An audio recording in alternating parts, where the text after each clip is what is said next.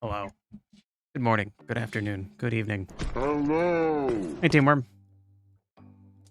Hello, everybody else. We are back to doing some game dev stuff. Oh, we have the very last of the Godot tutorials to do. Oh, which is finishing up. But before we left last time, I couldn't get the game that we were making as part of the tutorial to function. But I figured it out. So during the tutorial process, they said to take this and to replace this pass term with something else. And then they said, now that you're done testing it, delete the something else. They never said to put pass back in. But if you put pass back in, then the game just runs. It just runs fine. See?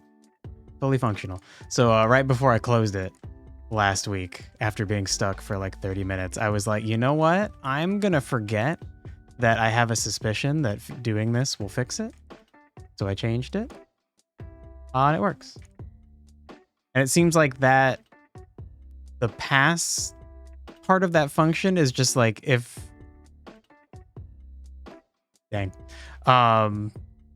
for some reason without pass the code will just stop. It's like, hey, this isn't used for anything, and like it's like, hey, this part of your code isn't used for anything, and that's not okay. So we're gonna just not function. But apparently if you just add pass, you're like, no, that's fine, I guess. I don't know. I don't really understand. But it does work. So we're back at a functional standpoint. Which is probably a good place to be. Probably.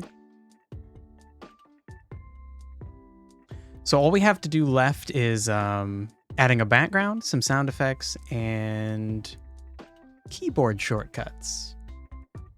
Okay. All right. Okay, so finishing up. We have now completed all the functionality for our game. Below are some remaining steps to add a bit more juice to improve the game experience. Feel free to expand the gameplay with your own ideas.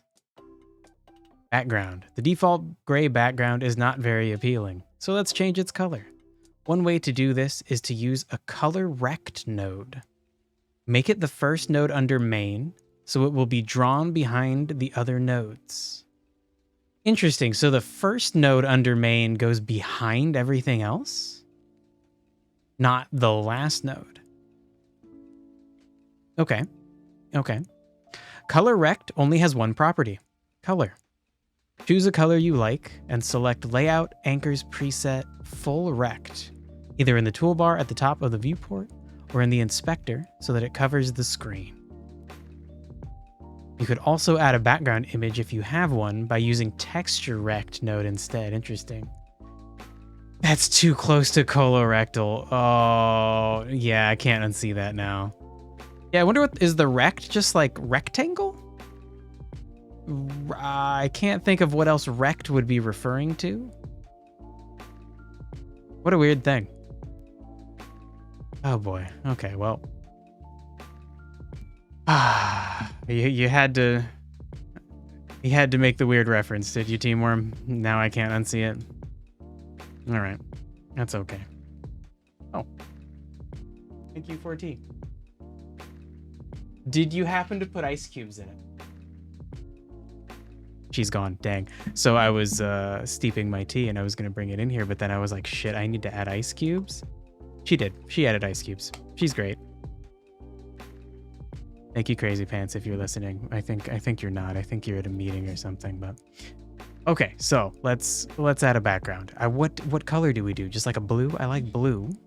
Let's real quick actually, let's launch the game and choose like a good contrasty color. The background is gray right now, but we're kind of like a pinkish gray, and the creeps are like a darker gray. Yeah, blue could be fine. We'll do like a light blue. Bonk.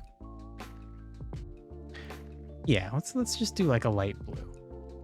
Okay, so what exactly? It's color rect, and it needs to be the first node under main. Okay. Color rect, First node under main. Let's see if I can remember how to do any of this. Okay, so here's main. If we need to add a new node, that's this. Add a child node. Okay. And it was color rect. Is this the only color rect there is? Okay, it is. All right. And then it puts it at the bottom. Okay. We can just move it to the top. Okay. I'm still so confused as to why the top node would be underneath everything else. That's so interesting. But okay. Okay, so it should only have one property, which is color, which is over here. What do we want to do? Okay, so at this point it's like pure blue. Okay, and then maybe we'll just lighten it up like a tiny bit. Yeah, I like the color blue. If you couldn't tell, I like blue. Okay. Now let's see, do we have to do anything else to that? Choose a color you'd like, and then select Layout Anchors Preset Full Rect, either in the toolbar at the top of the viewport or in the inspector. Layout Anchors Preset. What a... Oh my god, this stuff is weird terminology. Okay, so layout is right here. And then anchors preset. Oh, okay, so that's determining right where it's anchored, where it's attached to on our little our viewport, which is like the visible section of the game. And then we wanted full rectangle, like just cover the whole bitch. Okay. Okay. Layout, anchors preset, full rect. Okay. Cool. We could add a background image. We're not going to do that. No. Okay, sound effects. This seems fun. Sound and music can be the single most effective way to add appeal to the game experience. In your game's art folder, you have two sound files. House in a Forest Loop.ogg for background music, and Game Over.wav for when the player loses. Okay. Add two audio stream player nodes as children of main. Name one of them music and the other death sound. On each one, click on the stream property, select load, and choose the corresponding audio file. Okay. Okay. Audio stream player nodes. Let's get that part done first. So we need to be on main, and we're gonna add audio stream. Okay, and it was just audio stream player, not audio stream player 2D. Why would that matter? Why are there 3D nodes? Maybe a 3D node would have extra info about it, like the 3-dimensional space in which it should be activated. Like if you were somebody in the forest is playing a flute, and you want to only hear it when you're close to them or something. Maybe that would be why there would be a 3D thing. Hey, big guy. Good morning to you as well. I'm a beast. All right, cool. Works for me. How's it going?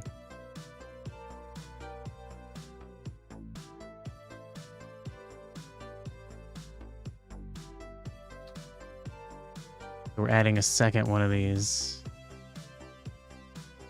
So we just click on main, click add, click another one, and then we need to rename them. One is just background music. Just call one music, one death sound. Or one game over, I guess.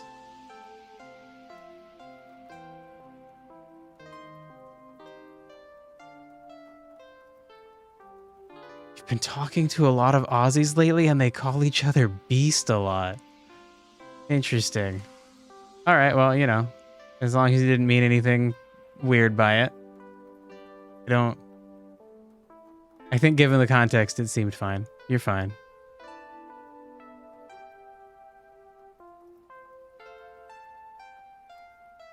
Okay. let's make sure we should name it exactly what they say. Name one music and the other death sound. Okay, we named it exactly what they said to name it. Cool. Beast is like a good thing. Yeah, the only context I would think of it being bad is if like immature men are talking about women and like saying a lady is ugly. It would be like, nah, dude, she's a beast. But I don't think I've ever actually heard anybody in real life say that. Maybe just like a stupid cartoon show or something. I don't know. Okay, so the next thing is we need to attach the music to it. On each one, click on the stream property, select load. Okay, so there is a stream property. Beast is the equivalent to calling someone like Legend or something. Legend sounds way cooler. Although a little bit over the top. There's a guy named Carl Jobst who makes like speedrun videos about like speedrunning, videos about cheaters in speedrunning, some other videos, but he always at the beginning is like something. Yeah, hello, you absolute legends. Yeah, every time I hear him say that, I'm like, okay, all right, buddy. That's a bit over the top. Okay, so we just load. We just click load. All we do, we just load. That's all you want? Select load. Okay, all right. Well, I selected load. It's probably an art. And we're doing music, so house in a forest. Cool. Okay, now let's go to death sound. And then walk on down to load. Go back into art. Hey, game over.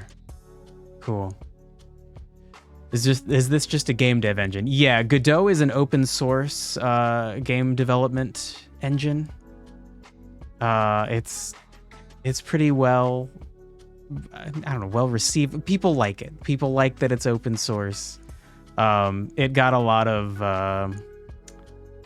praise when who was that company? Unity? When Unity tried to like change a bunch of shit and pissed off a bunch of devs. Lots of people were like, if you're going to make a game, try Godot. It's open source. They're never going to pull that shit on you.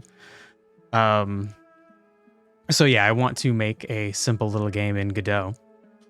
And they have a cute little tutorial thing. So we're making a game before the game. Yeah, it is a really cool, I don't know, open source software is just a cool thing to do. It's very nice. And maybe if they ever change their mind and make it not open source, then all the previous things they've made are still open source, and people would just make some kind of fork from there. I don't know. And there's some cool games that have been made with Godot that I really like. So I know I can get like a visual style. I could be an innovator? No way. I'm gonna be I don't know, not the opposite of an innovator. What's the term for somebody? It's like, I'll follow the trailblazers. When the trailblazers do a cool thing, I'll come right behind them and be like, oh, thank you for doing the hard work. A Minesweeper based puzzle platformer. Oh my god. I would gladly put Minesweeper puzzles in my game. There's 100% going to be at least one Minesweeper puzzle in my game. Did I hear about Walmart X Unity? Oh no. Is Walmart doing a thing with Unity? Please say no. Walmart and Unity to bring immersive commerce. You can't have my corporate.walmart. You cannot have my location. Holy shit. Walmart and Unity to bring immersive commerce to games, virtual worlds, and apps. New API enables physical commerce opportunities contextually and natively, offering players a seamless experience. Gross. Yeah, Walmart and Unity together is a little bit weird. I guess it makes sense. Clearly they're selling out in some weird ways, so. Oh boy. Oh, Jesus Christ. What is this world? Well, hopefully Godot will never be like that. Hopefully Godot will always be cool. Oh, I was going to mention the two games that I think are cool that are made in Godot. Cassette Beasts, which is it's a game like Pokemon. It's very cute. I haven't actually played it, but the art style is really cool. It achieves a lot of what I want artistically, visually, so I know I'll be able to do that. And then there's this crazy puzzle game called Case of the Golden Idol that is also made in Godot, and that game is just fucking, it's amazing. It is an incredibly simple idea for a game, but it is amazing. Walmart X Metaverse failed, so they're trying again. Yeah, maybe.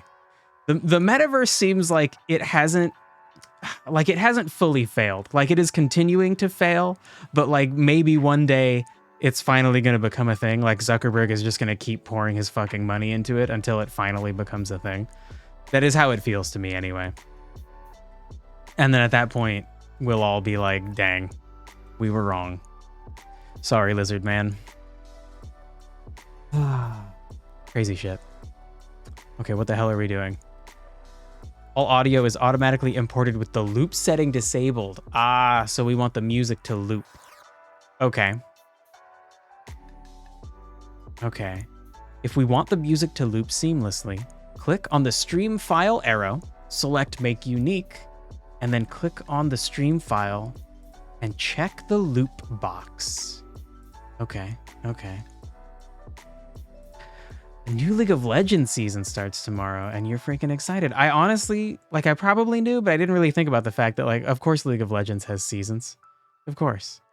Of course they do. Okay, so we need to click on, nope, not for game over. We don't want game over looping forever. That would be terrible.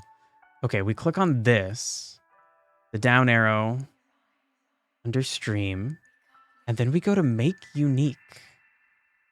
Really? That's what we want to do? Then click on the stream file and check the loop box. Click on the stream file and check the loop box. Where the stream file is this music file.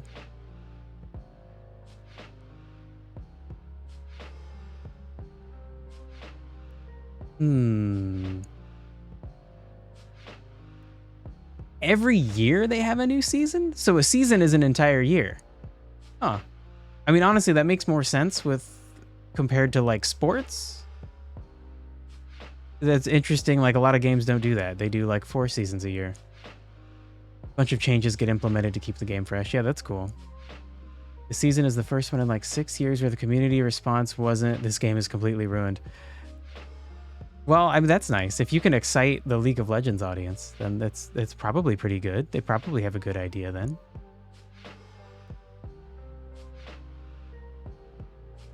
There we go. We click on this actual section, which is the file, and then loop is right here. Okay. All right. We got it looped. Sweet. That tea is very full and very hot. My mistake. Whew. Okay, I only burnt my tongue a tiny bit. That's fine. The changes are reverting all the bad systems they've put in since like 2018. Holy shit. And everyone's fucking hyped. That's really funny. It probably hurts them from a development standpoint. But I would like to think I'd be good at that, being the bigger person and being like, look, guys, what we did, they didn't like it, so let's just undo it. And then they'll like it more. Like, it sucks we wasted our time, but like, what are you going to do, right? It would be even worse if we didn't revert it. Okay, so we did the looping. To play the music. Right, it won't actually play, it just exists as a file right now. Okay. Add music.play in the new game function and music.stop in the game over function. Okay, so the music plays until we get a game over. Okay, sure. And then finally add deathsound.play in the game over function. Okay. So then they don't want me to actually copy this directly. It looks like they're saying add this to the function, which is, I mean, they did specifically say that, but it is annoying they have a copy button over here. They made a video when they announced season changes, and the 2 top developer guys went on camera and said, "Yeah, we just couldn't make these work at all, sorry." That's how big of them? Okay, no, hold on. We're gonna have to make sure this indents correctly. That's fine. Okay, it goes into function game over. So we already have 3 things in game over. Okay, cool. Also, let's get rid of that extra line. So the music will stop and a death sound will play. It's weird that new game is below game over in the code. It probably makes sense. Okay, and then the other thing we needed was music play. Okay, and then we just add that down here. You're indented too much. I know. Don't get mad. I'm fixing it. Thank you. Okay, let's go ahead and save. Okay, cool.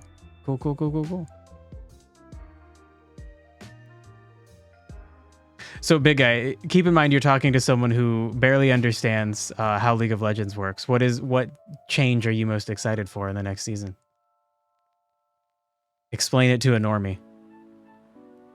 So, like, not only what the change is, but why it's cool. Please and thank you. Ooh, next is keyboard shortcuts. Interesting. Like 5 years ago, they added mythic items. Okay, on the surface, that sounds cool. I love the word mythic. Mythic items were supposed to be like keystone items in your build, and we're supposed to create more variety in the builds for each character. It sounds like exotic weapons from Destiny. But they ended up just making the diversity of viable builds for every character even less, and you were forced to build the same 4 items every game no matter what. Holy shit. I feel like a lot of RPGs fall into that trap. You set out with the goal of making a bunch of cool options, but then 1 or 2 of them just work better than the others. And then everybody just uses those. I guess it's nice they're finally removing those. I feel like the ideal thing in their mind would be to actually achieve what they set out to do with it, but maybe it's just too hard.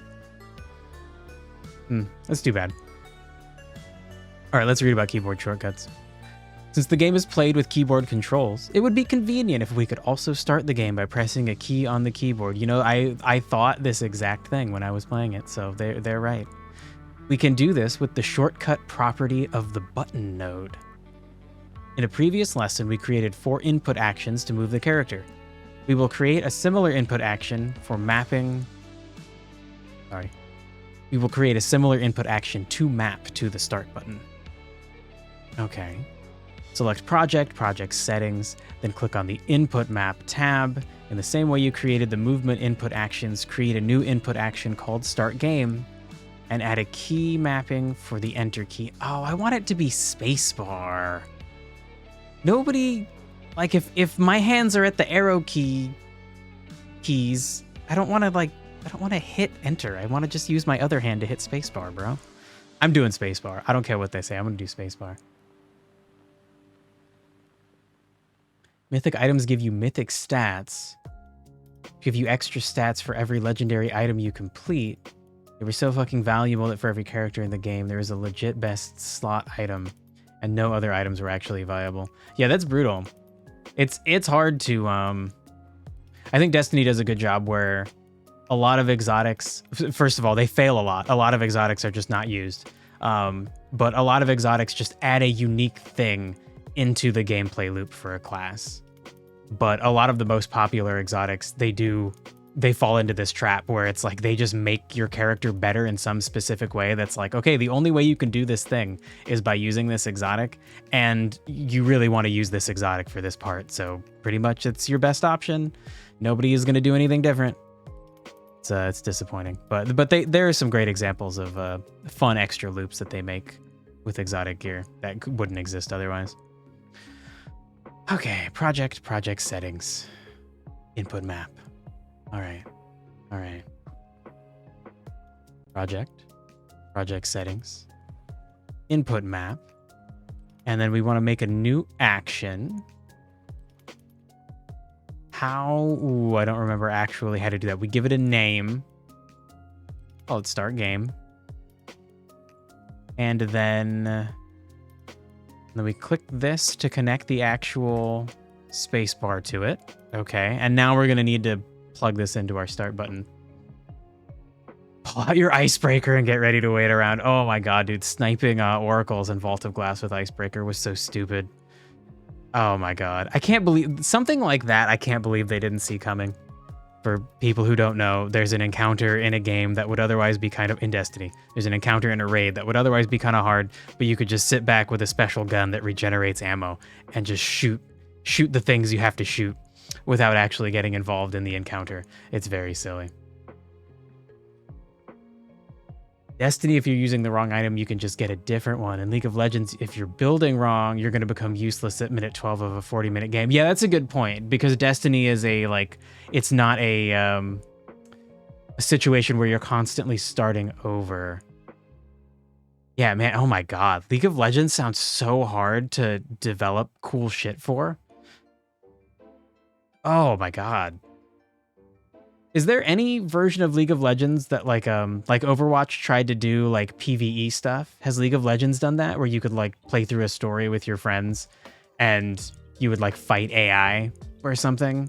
So then at least you could do cool builds rather than the best builds.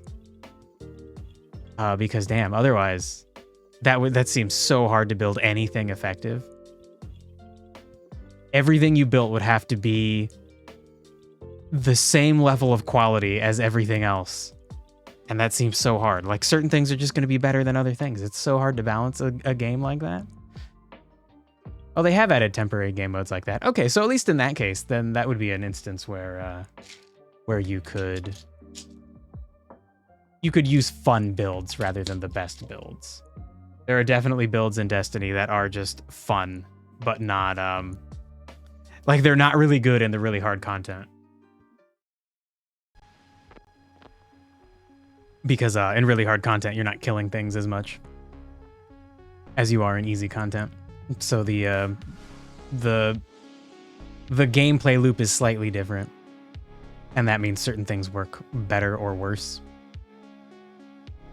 Riot stopped making those? No. And instead just started developing actual other games. Okay, yeah, I mean, that makes sense. They apparently the card game they made is cool. But that sucks that it wouldn't all be part of the same ecosystem, I guess. Like, it's cool to be able to do a bunch of different things within a game, like what Fortnite is trying to do. Because then, like, you're already used to hanging out on Fortnite with your friends. But yeah, Runeterra is what it's called. Yeah, I've heard it's a good game, and it's like not pay to win. I hear lots of untruths on the internet, so I don't know. You're currently developing an MMO? What? They released an auto chess and a Hearthstone game. Yeah, I didn't know they did an auto chess game. That's cool. They've released a couple of story games to develop the lore of specific characters. That's cool. They're also developing a fighting game. My god. Jesus. Teamworm, you hit top rank in the free-to-play for Runeterra? Cool. And they realized you weren't having fun. Were you at least having fun at some point? You better have been having fun at some point. That's brutal. Dang. Sorry, dude.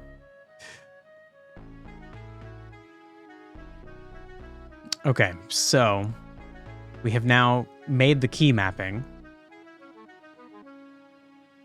But then how do we actually connect it to the start button? I guess maybe they'll have us do that in a second. Now would be a good time to add controller support if you have one available. I do. Attach repair your controller, and then under each input action that you wish to add controller support for, click the plus button and press the corresponding button, D-pad, or stick direction that you want to map the respective input action. Holy shit, okay, yeah, let's try that. I have my DualShock, my old sad DualShock that is just slowly getting stick drift. Let's try that. So we're going to go back into project settings and input map. Okay. It's listening. So if we just were on right, if we just push right, hell yeah, dude. Okay. And then you are left. And you are up. Hey, okay. And you are down. And then start game. I guess we'll do X. How about multiple buttons? How about X or start? That's fine, right? That's allowed. Cool. Okay. All right. The Riot project you're most excited for is a game called Hightail. I feel like I recognize that game. It's been in development for like 7 years by the people who run the most popular Minecraft server, Hypixel. 3 years ago, Riot made a deal with Hypixel to just give them money, but not actually control the company at all. Okay, so they probably get like a share of the profits or something. Yeah, I feel like I have heard of Hightail. The Zillcraft server went offline last night. Dang. Why didn't Zillia just keep it up? I feel like there's all kinds of fun stuff to do in Minecraft.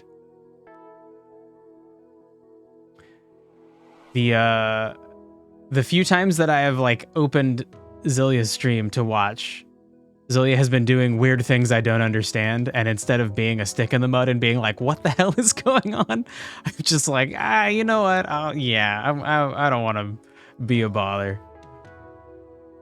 I think I watched yesterday and Zillia was in like an all obsidian room and had a bunch of books. And I was like, I don't understand what's going on. The whole point was that if it was 1 month, people would play and there was closure. Okay, good point. Good point. That's a good idea.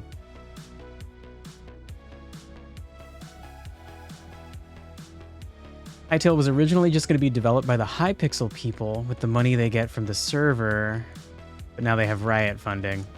Well, cool. Then hopefully it'll be a good game. I swear, like I said, I swear I've seen something for it and it was intriguing, but I don't remember. There's so many Minecraft clone things. It's hard to keep them all straight. But Hytale sounds very odd and the spelling is weird that it is vaguely familiar. Okay, so apparently we have controller support now. Okay, in the HUD scene, select the start button and find its shortcut property in the inspector. Create a new shortcut. Resource by clicking within the box. Open the events array and add a new array element to it by clicking on array input event size 0. Oh my god, okay, we're gonna have to walk through that bit by bit. I think I get what we're doing though. Hytale is supposed to be a competitor to Minecraft. This one actually looks unique and also good. Yeah, I feel like you can't just do what Minecraft did. You have to do something better, like RPG classes integrated in, like unique fun bosses that are like part of the world. You can't just do what Minecraft did. The room that Zillia was in was the room where mortals could meet with the gods, and the gods are you and Zillia. All right. All right. All the things I said are in the game. Okay, you know what? I'm just gonna Google this. I swear I fucking saw this at some point. Crazy Pants and I played Minecraft quite a bit. And I feel like at some point I saw this and was like, oh yeah, this will be a fun thing to play.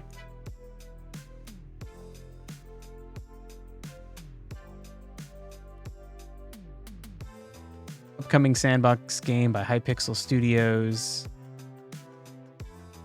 They're aiming to release the game on PC, consoles, and mobile, but when? Dang. All right. There's not a... Hello, Dirk Lover.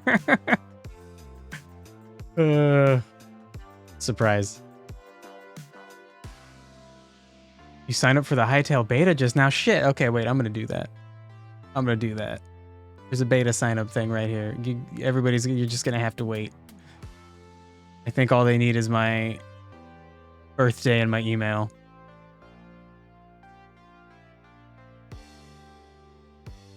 All right. Sweet, we're signed up. Oh yeah, dude. Okay. You've been signed up for the beta since like 2018. Have they even moved into beta yet? That could just be they're not ready yet, you know? And maybe you'll be first on the list or at the top of the list when they do start. They haven't even hosted a beta. Okay, well then there you go. You haven't been left out. Not yet. Okay, so we need to go into the HUD scene and select the start button and find its shortcut property. All right. Okay, so you're the HUD scene. And then find the shortcut property in the inspector. Is that what that said? Select the start button. Okay. Shit. How do I actually, can I like, no, I can't double click you.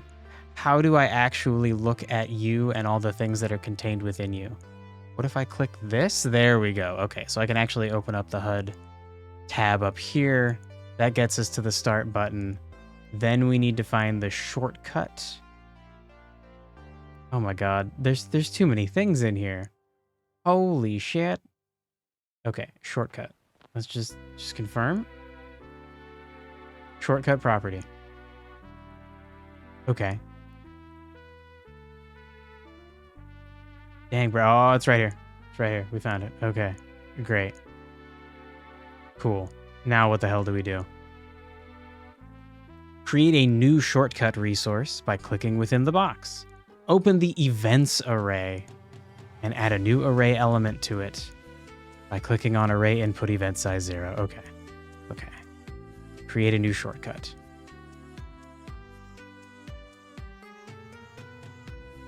So, new shortcut. Okay. And then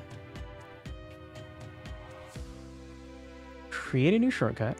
Open the events array. So that is like down below. The image shows it being like down below the word shortcut. So maybe it's just like hidden. How would I do that? Can I click on you? I can click on shortcut. Okay, all right. Now the beta has 3 players waiting, so surely they'll release it. I like the idea that we're the only 3 people waiting. We need to go to the Hudson. Like the river? I don't get it. It probably makes sense. I'm like a goldfish. I forget anything we were just talking about pretty consistently. Ah, HUD scene. Okay. All right. All right. I got you. That makes sense. Okay, so we found this part. Need to add a new array element.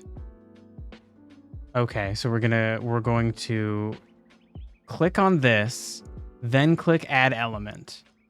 Okay. But now what actually are we adding? Create a new input event action and name it start game. Okay. Input event action. Is that this? Okay. New input event action is near the bottom. Okay. Oh, it's really weird the way that you select these from a list and then you go back and actually click on them to pop down this menu. I'm not a big fan. I think I'll get it. It's just not immediately obvious to me. Okay, so we're just calling it start_game. And I think because we have that command listed in a different part of this scene collection, I think it will just know to start the game. Whoops. Press buttons in the wrong order. Okay. So we did that. Now, when the start button appears, you can either click it or press enter to start the game. No, we can press spacebar, or we can press X, or we can press start. It's not start anymore, it's options. On our controller. Cool. You got to make a player-controlled character, enemies that spawn randomly around the game board, count the score, implement a game over and replay. Implement a game over and replay. Okay, yeah. Like we can restart, sure. I was thinking replay like a recording of what we did, and I was like, no, we didn't do that. Okay, we implemented a game over and replay, user interface, sounds, and more. Congratulations. Yeah, I guess we did it. We should maybe make sure it runs. There's still much to learn, but you can take a moment to appreciate what you achieved. And when you're ready, you can move on to your first 3D game to learn to create a complete 3D game from scratch in Godot. I'm not doing that. We're not making a fucking 3D game. We're making a 2D game. Okay, so let's test and see if this worked. I have a sneaking suspicion I screwed something up. But maybe not. Oh, hey, the background's blue now. Sweet. Okay, I'm gonna tap X on the controller. Okay, it doesn't work. Great. You know, honestly, that's kind of what I expected. Does spacebar work? Spacebar does not work. Okay. Can we at least click? Oh my god. Okay, hold on. There's music now, but I'm probably not capturing that audio. So then let's capture that audio. Let's music back on just for a second. Get our game capture audio in here. All right. Now the annoying thing is it's going to capture the game window. I was not ready. No, I was not. I'm still not ready, honestly. All right, so we added the game into the game capture. Oh no, that's the visual. Nope, I need audio. Audio, bro. Come on, what is this? Such a Monday of a Tuesday. Okay, there's only one instance of Godot, so hopefully it will capture all Godot-related audio.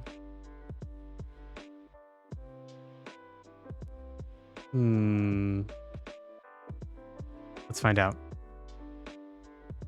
It's not.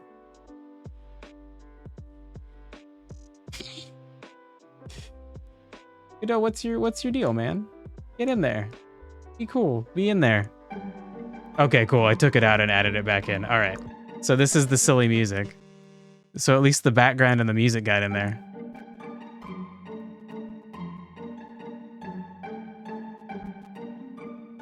Ooh, game, you're a little bit chunky. My god, you're kind of... The animations are not incredibly smooth. Honestly, it's probably because they're like two... The sprite animation is like two pictures. Okay, let's see if I can get to like 30.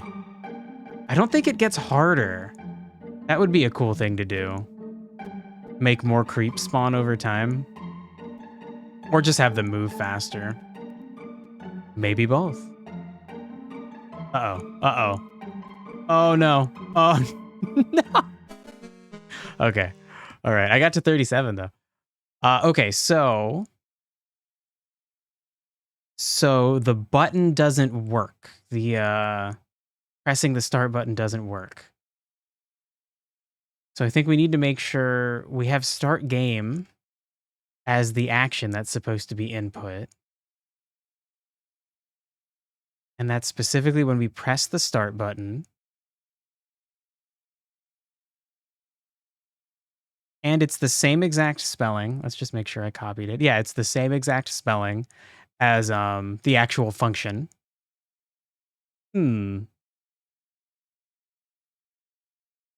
You'll sub if I get to 69. Teamworm, I think you're already subbed. I'll do it though. I guess that kind of means I owe you. Let's do it. Let's see if we can do it. That might be hard. I don't know. It seems like right there I lost because fuck. Well, right there I looked away because I thought the volume might be too loud. I'm gonna lower the volume a tiny bit. Let me know if it's too quiet or too loud. The previous time I lost, when I was at 37, I just got like trapped quite far ahead of time. Fucker.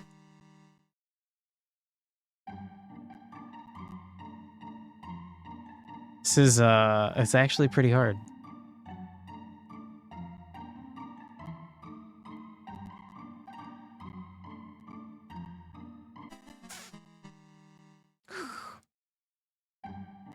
I don't know how I got to 37. Like, holy shit.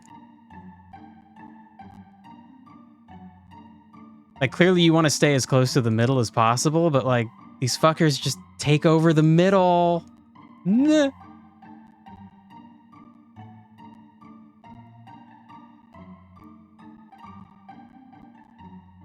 No. Shit, bro. Damn. I don't think I can do it. I think 37 is going to be my best score by far.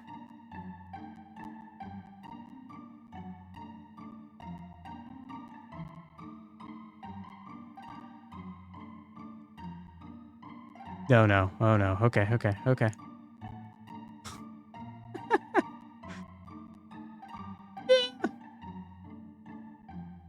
Ooh, buddy. Oh, come on. It is nice to be able to use a controller. I'm glad that just works off the bat.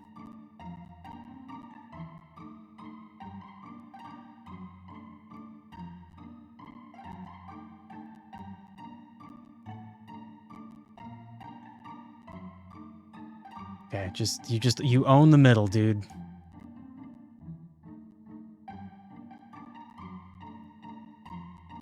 No, my middle. No. Oh, fuck.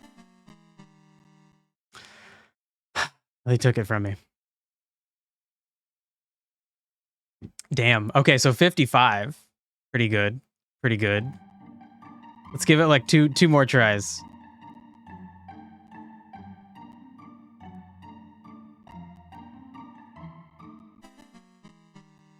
Okay. Oh, there goes one. Last try for now, and then we'll get the start button working correctly.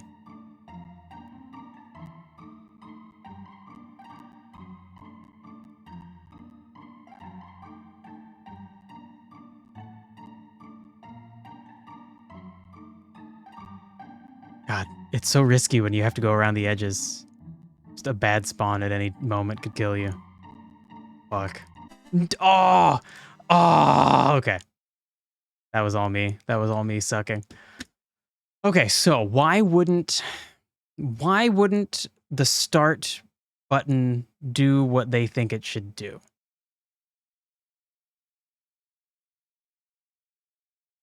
So when the button is pressed, it emits the signal start game. And then that actually starts the game.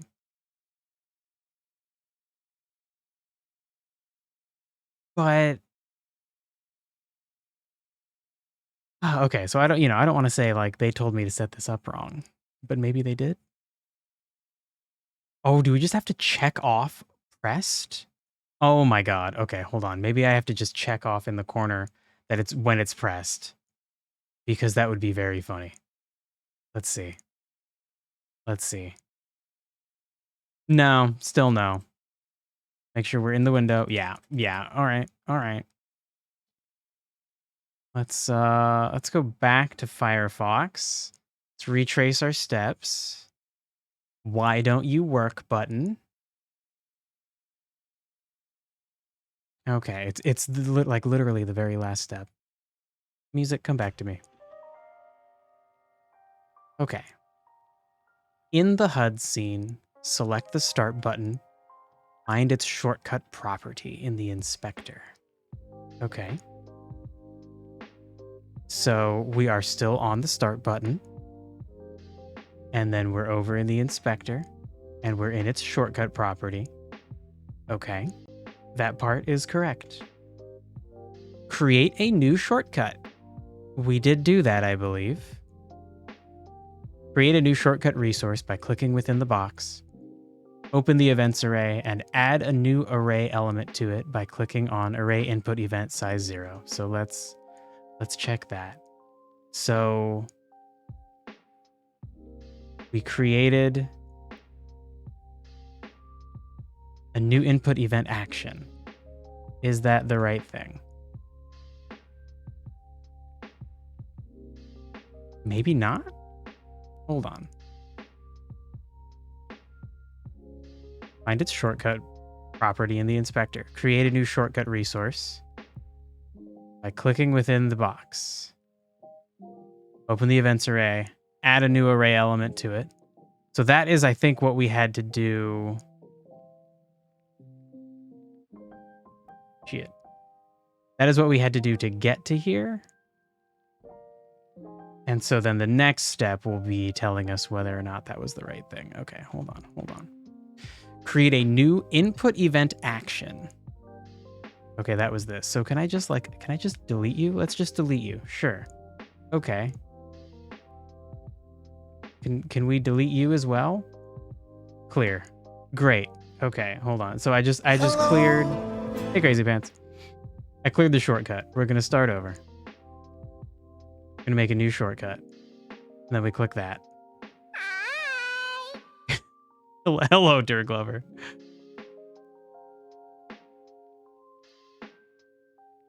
Okay, and then it's array input event. Yep, and the size is 0. Okay. It's all correct so far. Create a new input action.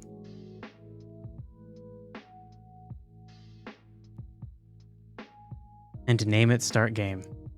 Okay, so you were saying hi to Crazy Pants. Ah, sure. Good point.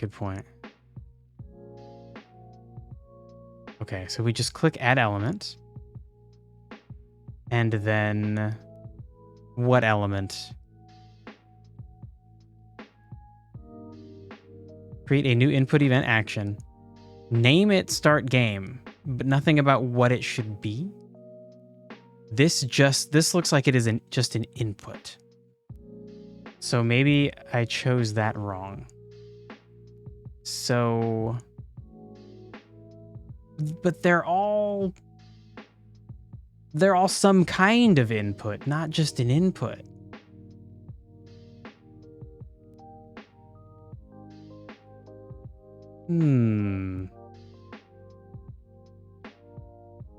Shit. And then I need to actually choose which one before I can give it a name. Now, hold on.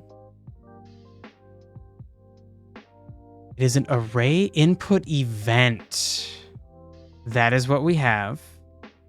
It may just show the first word. Yeah, so what I'm thinking is we need to get this symbol correct. Input event action. Okay. Input event action. Is that on this list? Huh. It is on this list, but its icon is different. Here, it is a little cube with one of the faces colored in.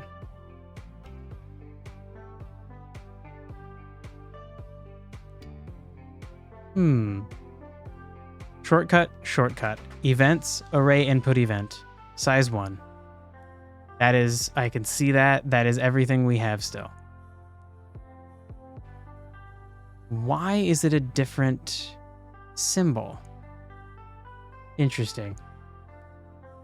Which one has that symbol? Do none of them actually have that symbol? Yeah, none of them have that cube symbol. Okay, then we're following the directions.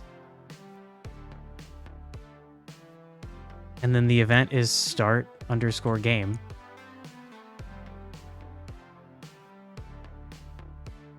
And then it didn't say to change anything else about it. To just name it start_game. You don't need to click on for having it function as a pressed command. Now, when the start button appears, you can either click it or press enter to start the game. Huh. Maybe further back. Well, so you press enter because they had earlier up here. They have you key map in enter. But instead of key mapping in enter, I key mapped in spacebar, X button, and the options button on the controller. So any of those should work. But that is interesting. I do believe I already tried pressing enter. So I think we might need to go back and make sure that our key binding is correct. So let's see if enter does it. Enter doesn't do it. Space doesn't do it. Okay, yeah, none of the buttons actually do it. I can click on it, and that's the only option. So something is still wrong.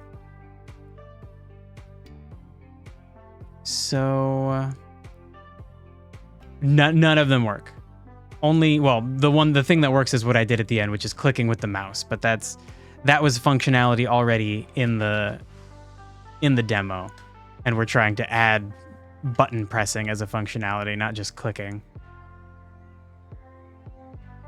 Okay, so this is where they had us create this input action.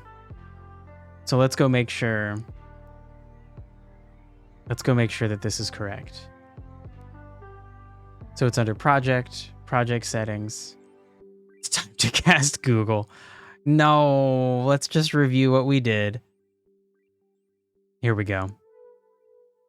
I'm a dummy. Found it. It was called, there we go. It was called that.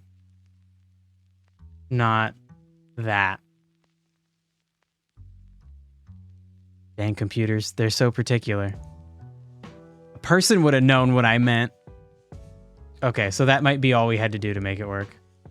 Pause music. Yep, that was it. I did. I think learning this kind of stuff will be good for me because I'm so, Oh yeah. I'm so, like, not... Like, I'm detail-oriented, but only for very specific things. All right, we're going to try to get a good score. Let's see what kind of score we can get. Going for 69.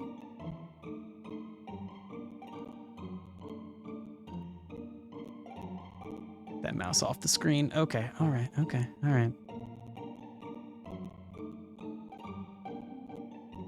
Yeah. Oh, God. Oh, bro, come on. I didn't even.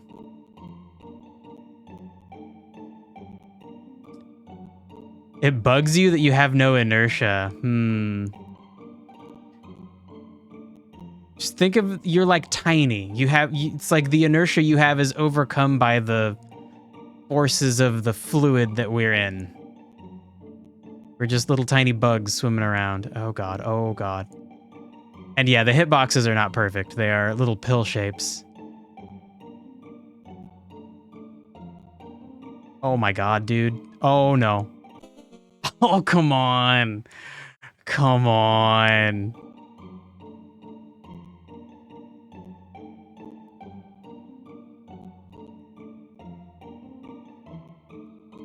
Who made that? Yeah, I know, right? Now, to be fair, they did tell me to make it like that. It would have been really cool if they showed me how to, like, draw a map to make a really accurate hitbox.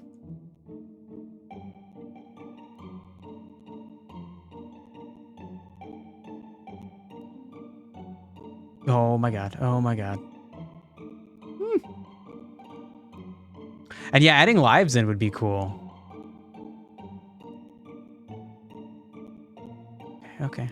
Okay, we're all right.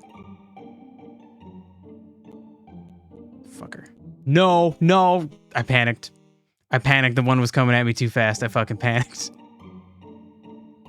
I could have just slowly and carefully gone down and around, but I jerked to the left. This music track is pretty sweet. It's cute. I think it's gonna get repetitive soon, but it is cute. Fuck. Okay. All right. I would like my middle back. Thank you. Oh no. Oh, okay, buddy. Bro. Fuck. Some of these dudes have no chill.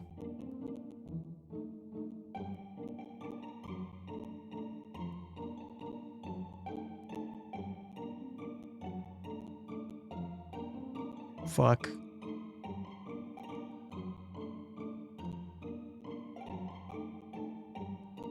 Okay, we're almost there. Sweet. All right. I did it. I got my 69. Ugh. Imagine having 3 lives and when you're hit, you have protection frames. Yeah, that would be really cool. That would be a really fun, a good thing to learn too for developing like any kind of action game, having invincibility frames. Can I add food? I probably could. I'm not going to. Definitely not going to. This is the end of this fun little demo. But that would be cool. So I think we're good on the Godot thing. I think we're good on the Godot tutorials. Is this the end? We're not doing the 3D game thing because I'm not gonna make a 3D game. Oh my god. Teamworm, thank you for the gift sub. Very, very nice of you. We got the meme number. Are we going to write a story? Maybe. I think first I need to figure out. Okay, this is actually pretty cute. It's like the same game, but you can hop on them. Cool. That's really fun. Okay, yeah, we're not doing that. We're not doing that. Let's see. Should I bring up a Google Doc? Because what I want to figure out is what I need to make for my demo, right? So the like the first functional version of the game, I want it to have some specific things in it. Like from the get-go, I want to make sure that I have like controller support, but then I also need to figure out how to make it like a good video game would say like press spacebar to do this, and then you plug in a controller, and then it would be like press the X button on the DualShock 4 to do that. I want to figure out all of those little things, and then I think what I want to do is I want to make like essentially a game demo that looks like oh my god, what is that game called? Minute? Let's get some images of Minute up here. So this is what Minute looks like. It's very cute. I should have just opened that picture in a new tab. The graphical style is very simple, but I think for when I'm experimenting with all of the systems in the game, like the way that I want it to be like a tactical Pokemon game, but you can freeze water or burn trees on fire. Light trees on fire. And then have those things like if there is a character that is in the water and they get frozen, they need to be stuck in the water while the water's frozen. While I'm figuring out all the logic for those systems, I want it to just look like this. Breath of the Wild called it their chemistry engine. That's interesting. Cassette Beasts calls their interaction system a chemistry system as well. I think that gets at the idea really well, which is that you don't just want to be like Pokemon and be like, water hit hard against fire, do more damage. Like you want to actually you might do a little bit of that, but you also want to have like physical, realistic effects that people could predict. You want someone's innate understanding of the real world to reward them. Like if there's a bunch of archers that are next to a river or something and they can't get to them, they might be able to think like, oh, I could make steam and they can't see me. And then they could like use a fire attack on the water and make a bunch of steam float above the water. So anyway, the initial system is going to look like this. Light trees on fire, yes. Heavy trees on water. What does that mean? You could push trees on water. Actually, ooh, shit. Do we want the system to be interactable to that point? You could like knock down a tree and have it float on the water. Maybe for certain contextual parts, but light versus heavy.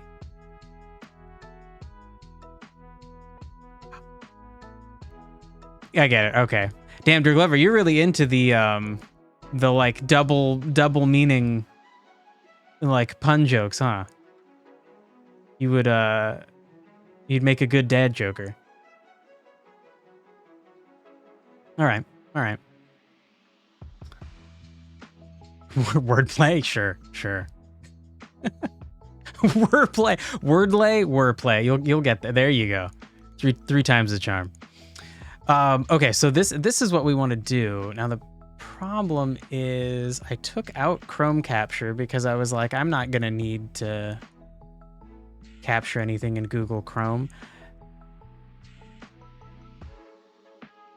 But let me bring up so what we want to do is bring up a Google Doc. Where can I right click? You used to be able to right click like anywhere to make a new fucking Google Doc. I just want a new Google Doc, bro. Okay, get rid of that.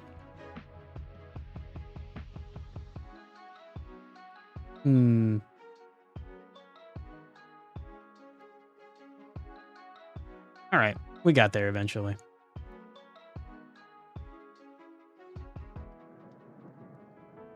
Okay, now give me 1 second. I need to go into studio mode. We need to go to browsers.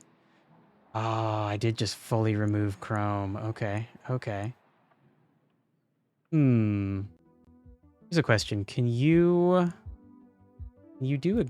open a Google Doc with like a guest account? Is that a thing I can do?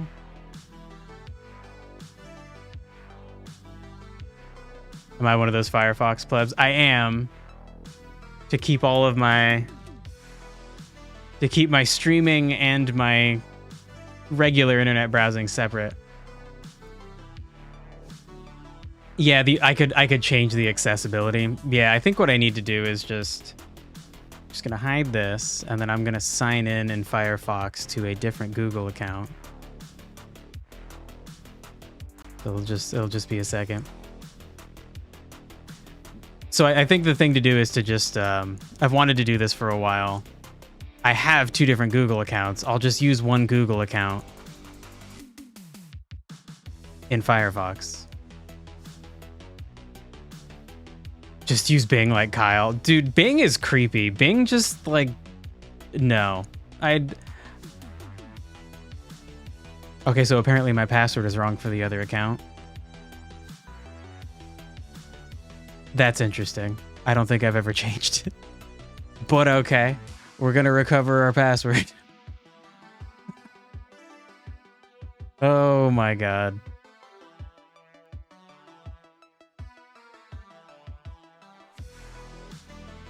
Okay, I can update my password now if I forgot it. You know, I'll worry about that later. All right. So now we should be able to just go to Google Drive. We have nothing. All right. Firefox, come back. Nope, wrong one. That's for full screen videos. There we go. All right. So let's make a new Google Doc.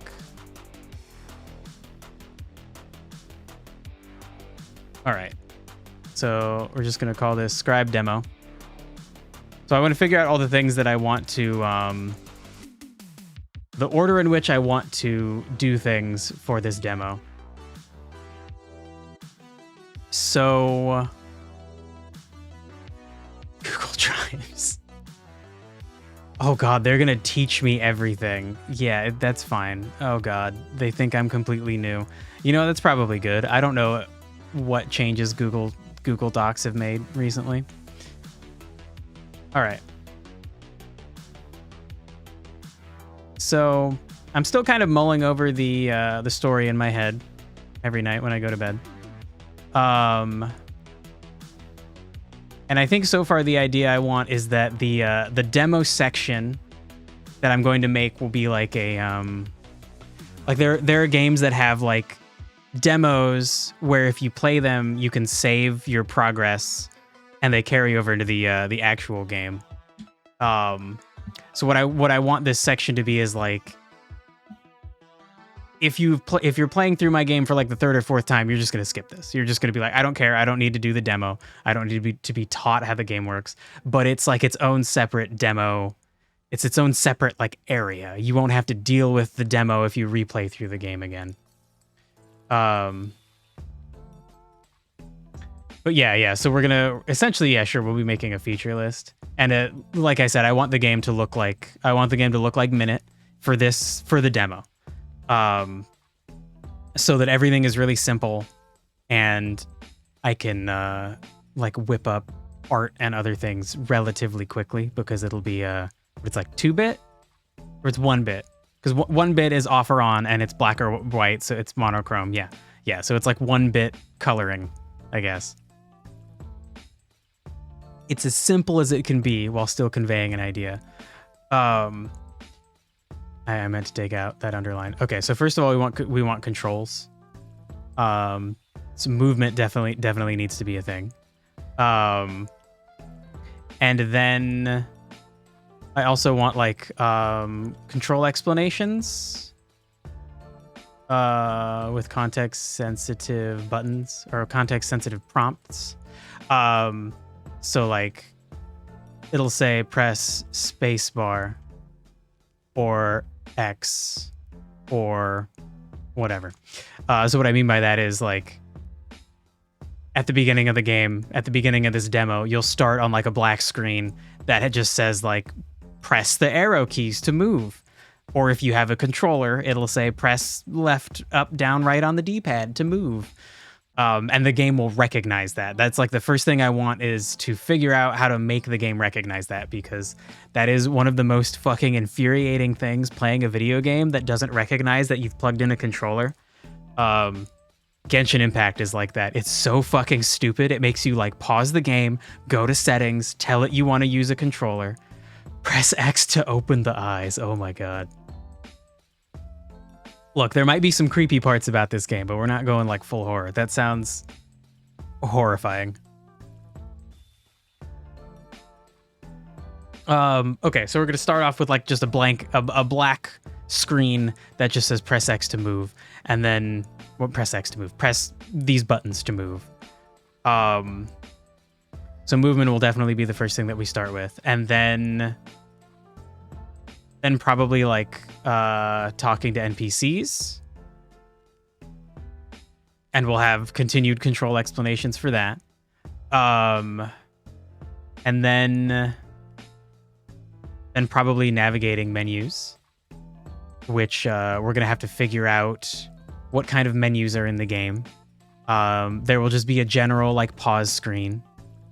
Then separate from the pause screen, actually, maybe it should be like there's a settings pause screen and a regular pause screen. I think that's a good way to make it clear the differences.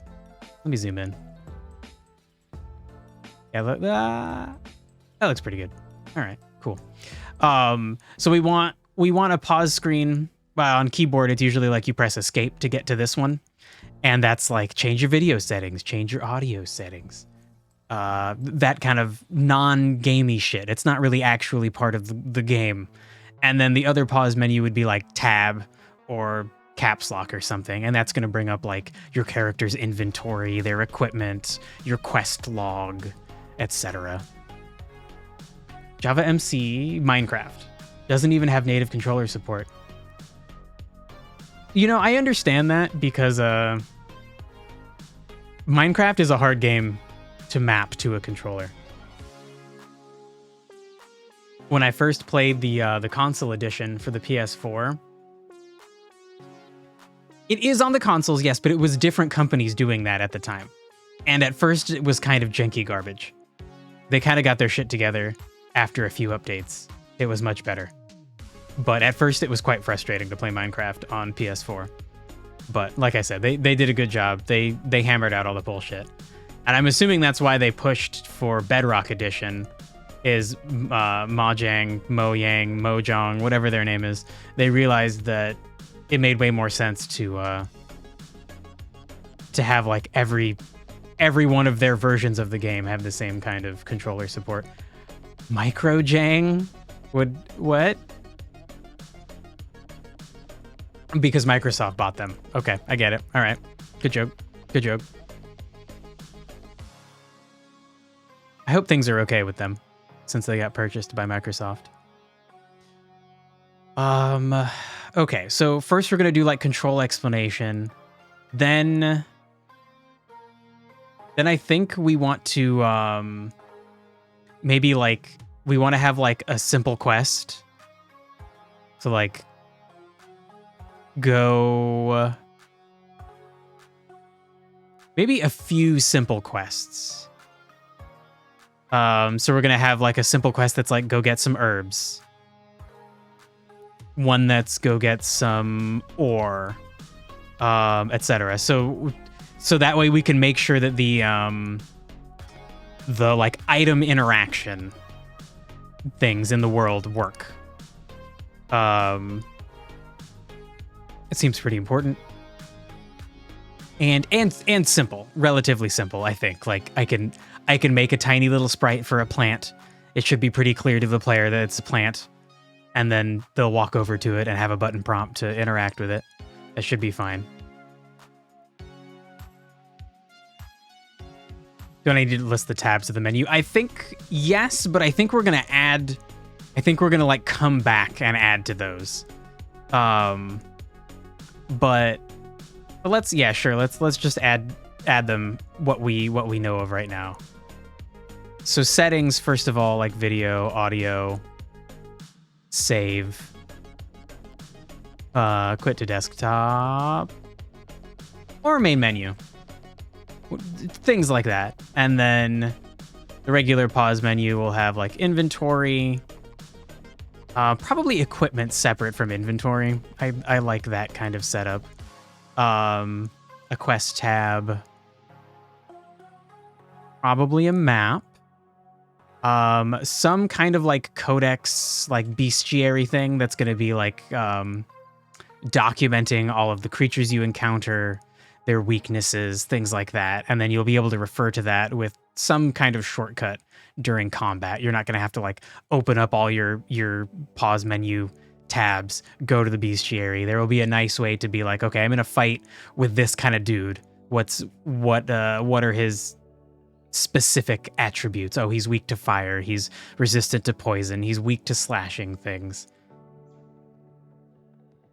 I feel like achievements might be something I worry about later. And definitely a simple puzzle would be a good idea. So we should have a simple quest, maybe a simple puzzle that is part of a quest. Maybe not, though. Maybe it could just be its own little thing sitting around. Crafting recipes. That's probably a good simple quest. And then, yeah, we should add that to the pause system. Now, the question is, do we want the inventory to have crafting recipes in it, or do we want crafting to be its own separate section?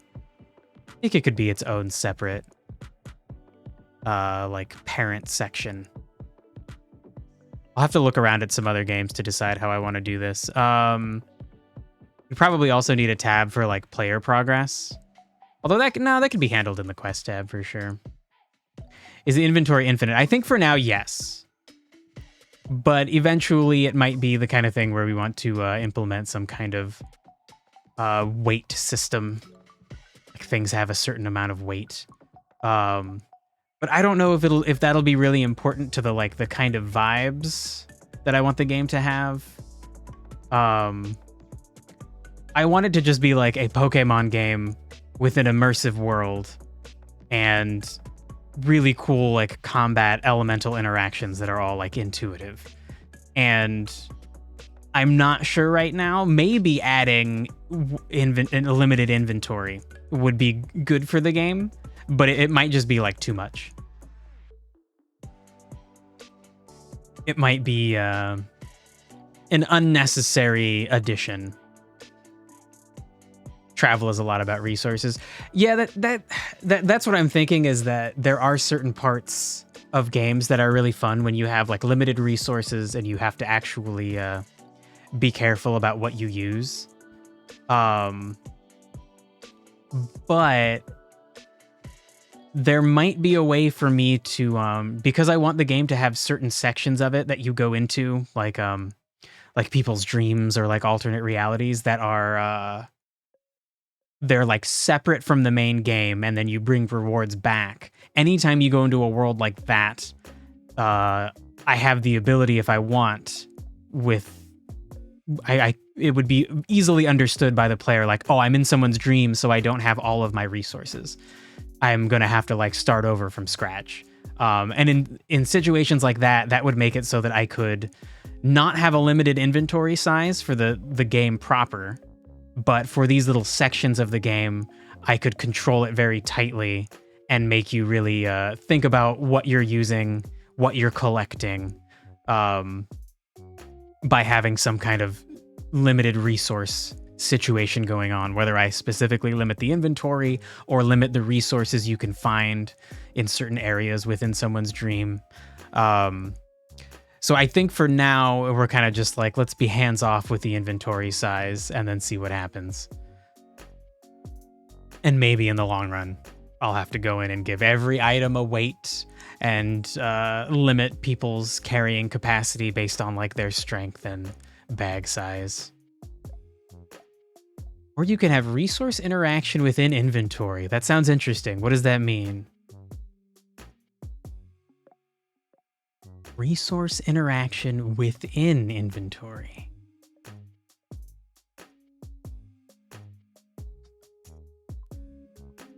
The resources you get interacting with each other. Like, don't stack fire with water or they disenchant. That's interesting. That sounds... Damn, that sounds really cool, but it also sounds like it would be very fiddly. Like oh my god. Let me find it. Inventory screen. In Resident Evil 4, your inventory is this crazy thing. It is an attaché case, and this person has some fucking OCD. Because it's organized like mine is. I would always do this. Usually it's a fucking mess. But if you take the time, you can move everything and rotate things and put everything in the right spot. And then I would do this too. I keep the gun right next to the ammo it uses.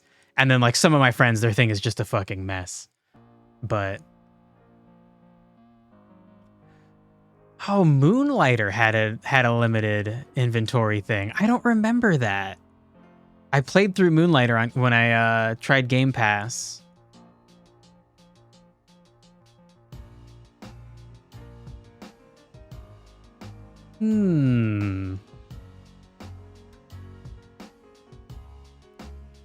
Yeah, I don't specifically remember this. I played through the whole fucking game.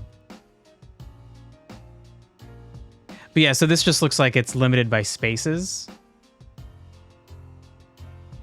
It has curses. What did the curses do? They like... Does Moonlighter have the resource interaction thing you're talking about?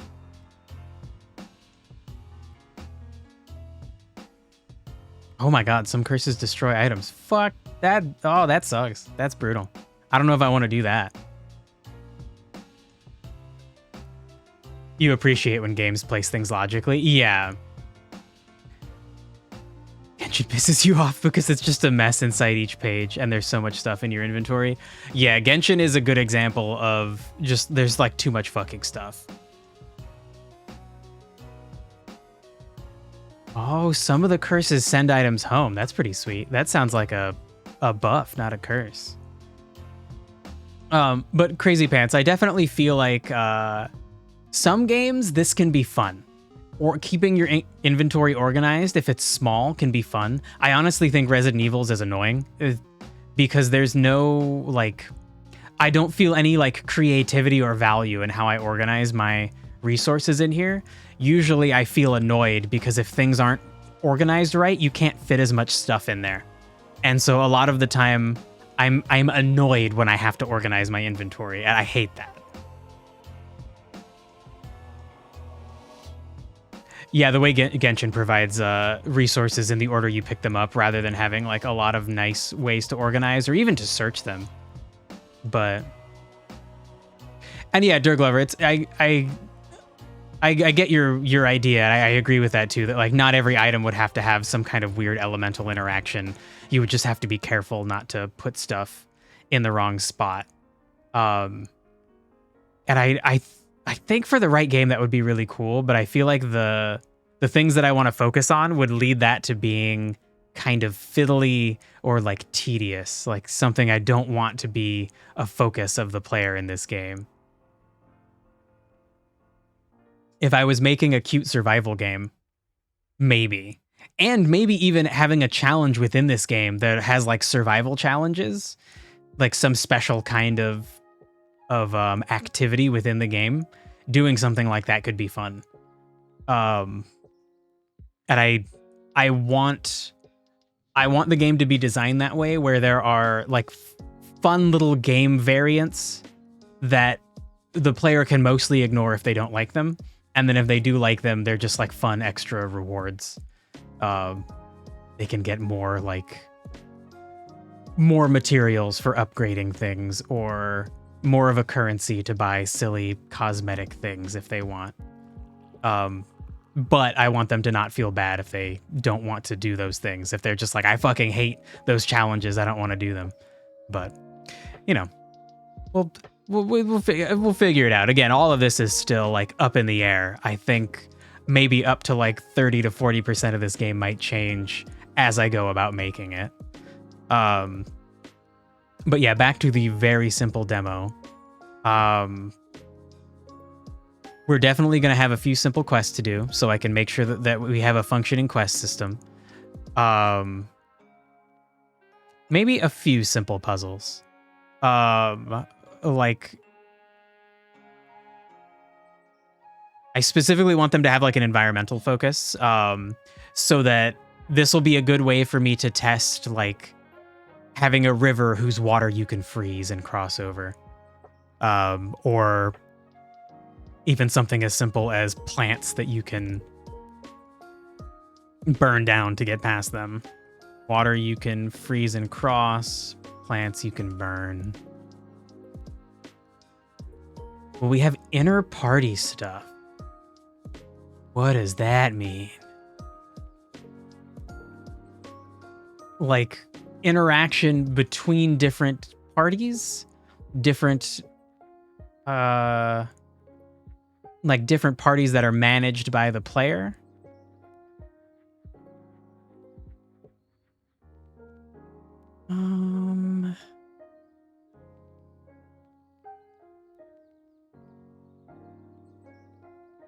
Stress and friendship mechanics. Yeah, we had talked about it a little bit before.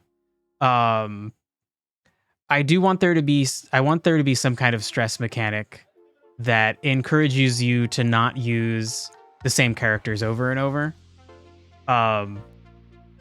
So that if you keep using a character, eventually they just like need to take some time off from fighting.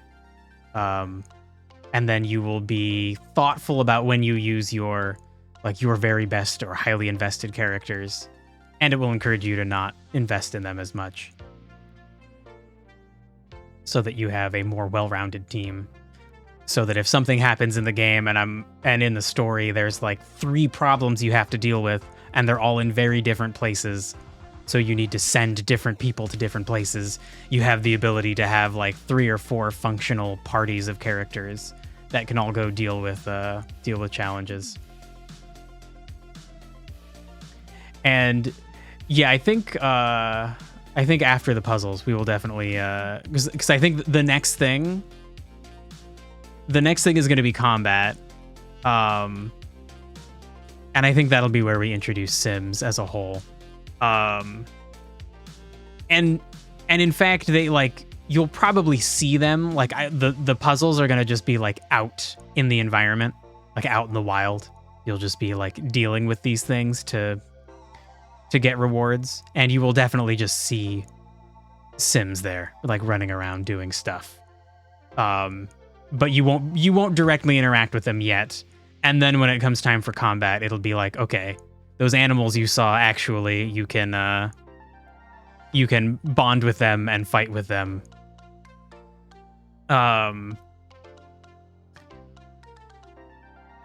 So I honestly feel like combat is going to be by far the largest section, because from a demo standpoint, it is going to take me probably more work to make the combat system work than to make everything else work.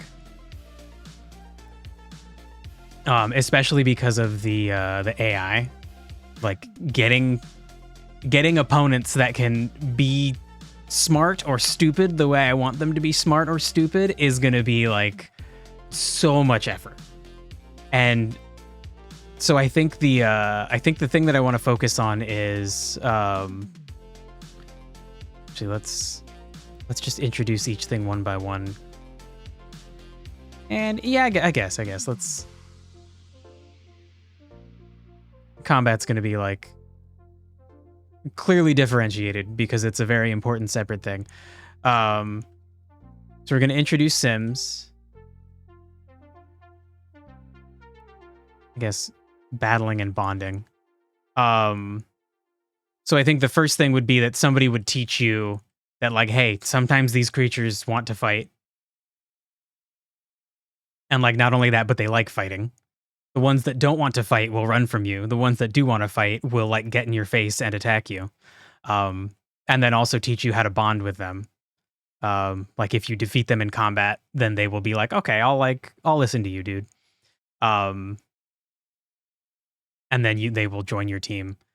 And at least for most of them, that will be true. There will be some of them that you have to do special things to get them to bond with you. And then we'd want the environment. We want to like explain the environment. Bruh, VLC just crashed on me. What the hell? Don't do that, VLC. Don't be like that. All right, let's make sure. Great, it is still playing. Okay, cool.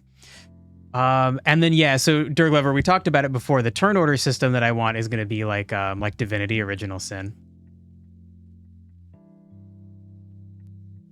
And yeah, definitely bonding not just by combat will be a thing. There will definitely be Sims that you can find that don't want to fight, and that you can bond with them in other ways by like helping them, solving puzzles for them, or giving them things, or just doing things in general for them that are like helpful. And then they will be willing to learn to fight with you, but they won't super enjoy it. So they would get stressed out more than a sim that absolutely loves fighting. But that would be like part of balancing them. Might be that like there are some sims that don't really like to fight, but they have certain unique or powerful abilities, and so you can only use them some of the time. Or because the way I want the system to work is that you can you as a player will have the ability to use them in combat, but separately you can also like physically merge with them to be able to use their elements. So like the player character is elementless, and if he wants to, he can become fire element by like bonding in a specific way with the sim, with a fire sim. And so sims that don't like combat would be more willing to do something like that. They won't get stressed out if you're just like using their power for you to fight with rather than making them actually fight. Which maybe I should say like bonding versus fusion. Or maybe like because they're separate things. Bonding is when they're willing to join you. They've like bonded to you. They're like, okay, I respect you. I'll fight with you, or let you use me in combat however you want. And then fusion is like, okay, I want to actually like take your element and add it to me. You are not fighting with me in combat, but I will be able to use fire abilities because you have fused to me. Maybe we'll have a different term for it to be more clear, but and maybe I'll do some like I think I need to do some like user interface like HUD mock-ups to kind of clearly convey these ideas. And I think that'll help with keeping me on track for how I want the game to look and function.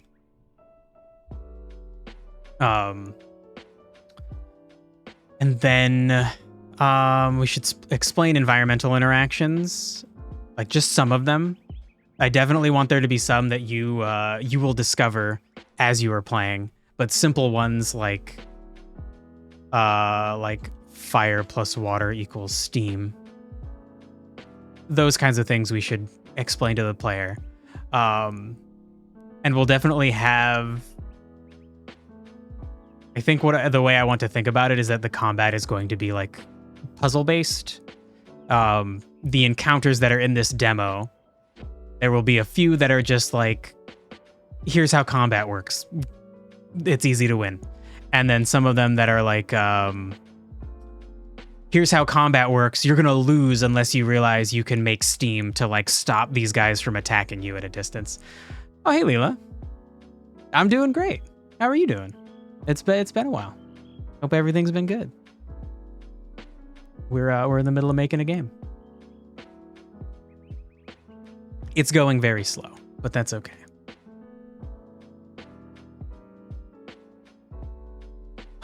So, explain the Sims. We should probably actually. So we should explain combat basics. So like. Turn order, priority. Actually, priority would be first. Telling you whether or who goes first or not, or who goes second, whatever. We'll have action points. I want some kind of like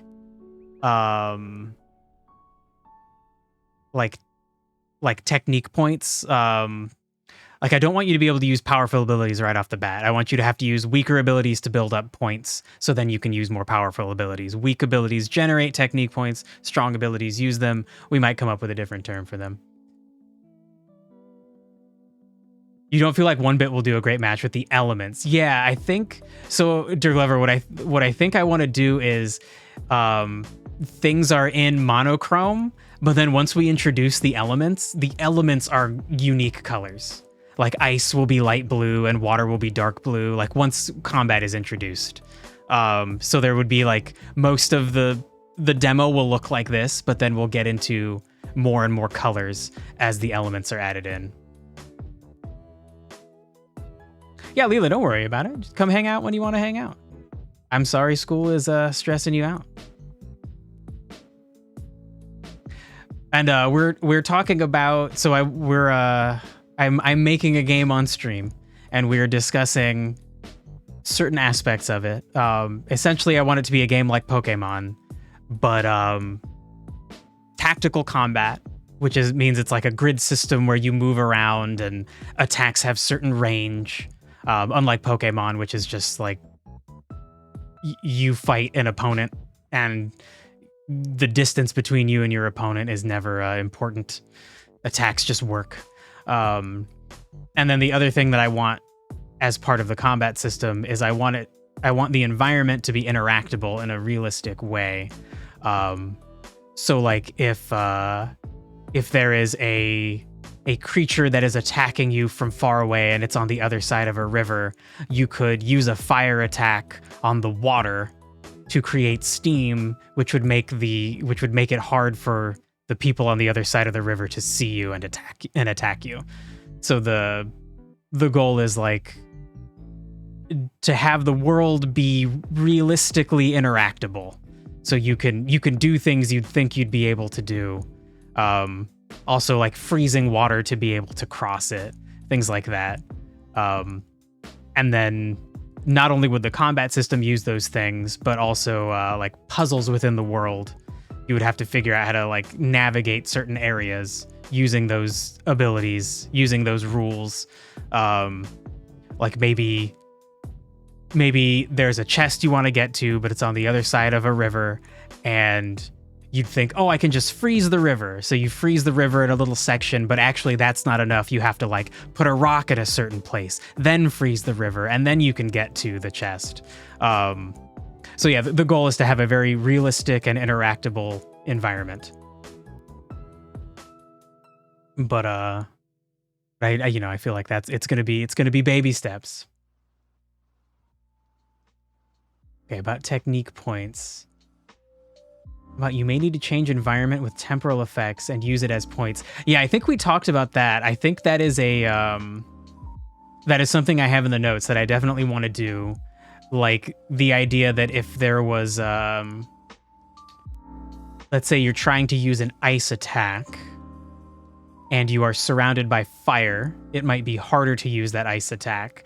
Or the other way, if you want to use an ice attack and it's like a cold blizzard outside, it will either be easier to use that ice attack because the environment is in your favor, or the ice attack might be just as difficult to use, but when you actually go to use it, it would be more powerful.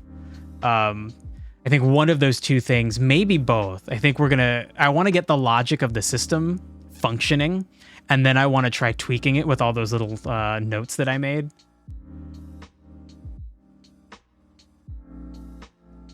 And so I think the first thing to do is going to be like, we're gonna make environmental puzzles work.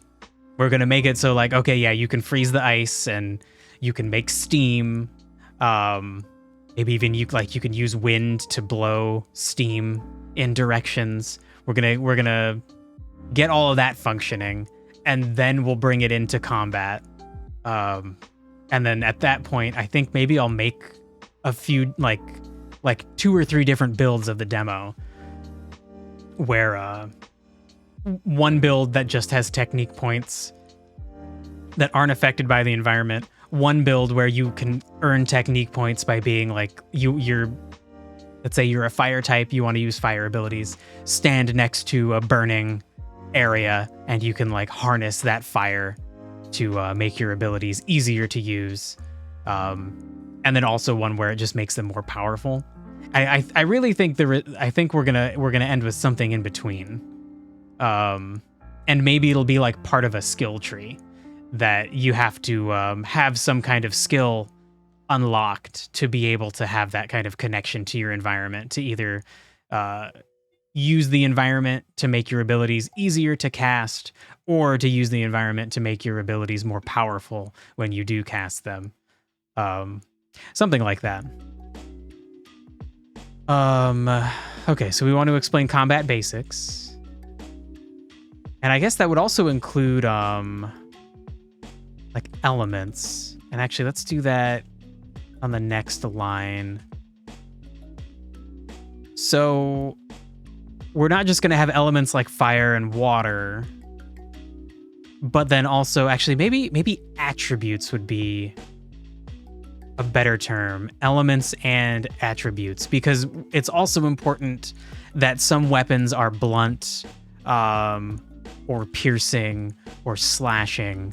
I want to have Baldur's Gate does it, Dark Souls does it, a few different kinds of weapon damage, because armors are generally better at dealing with certain kinds of weapons than others.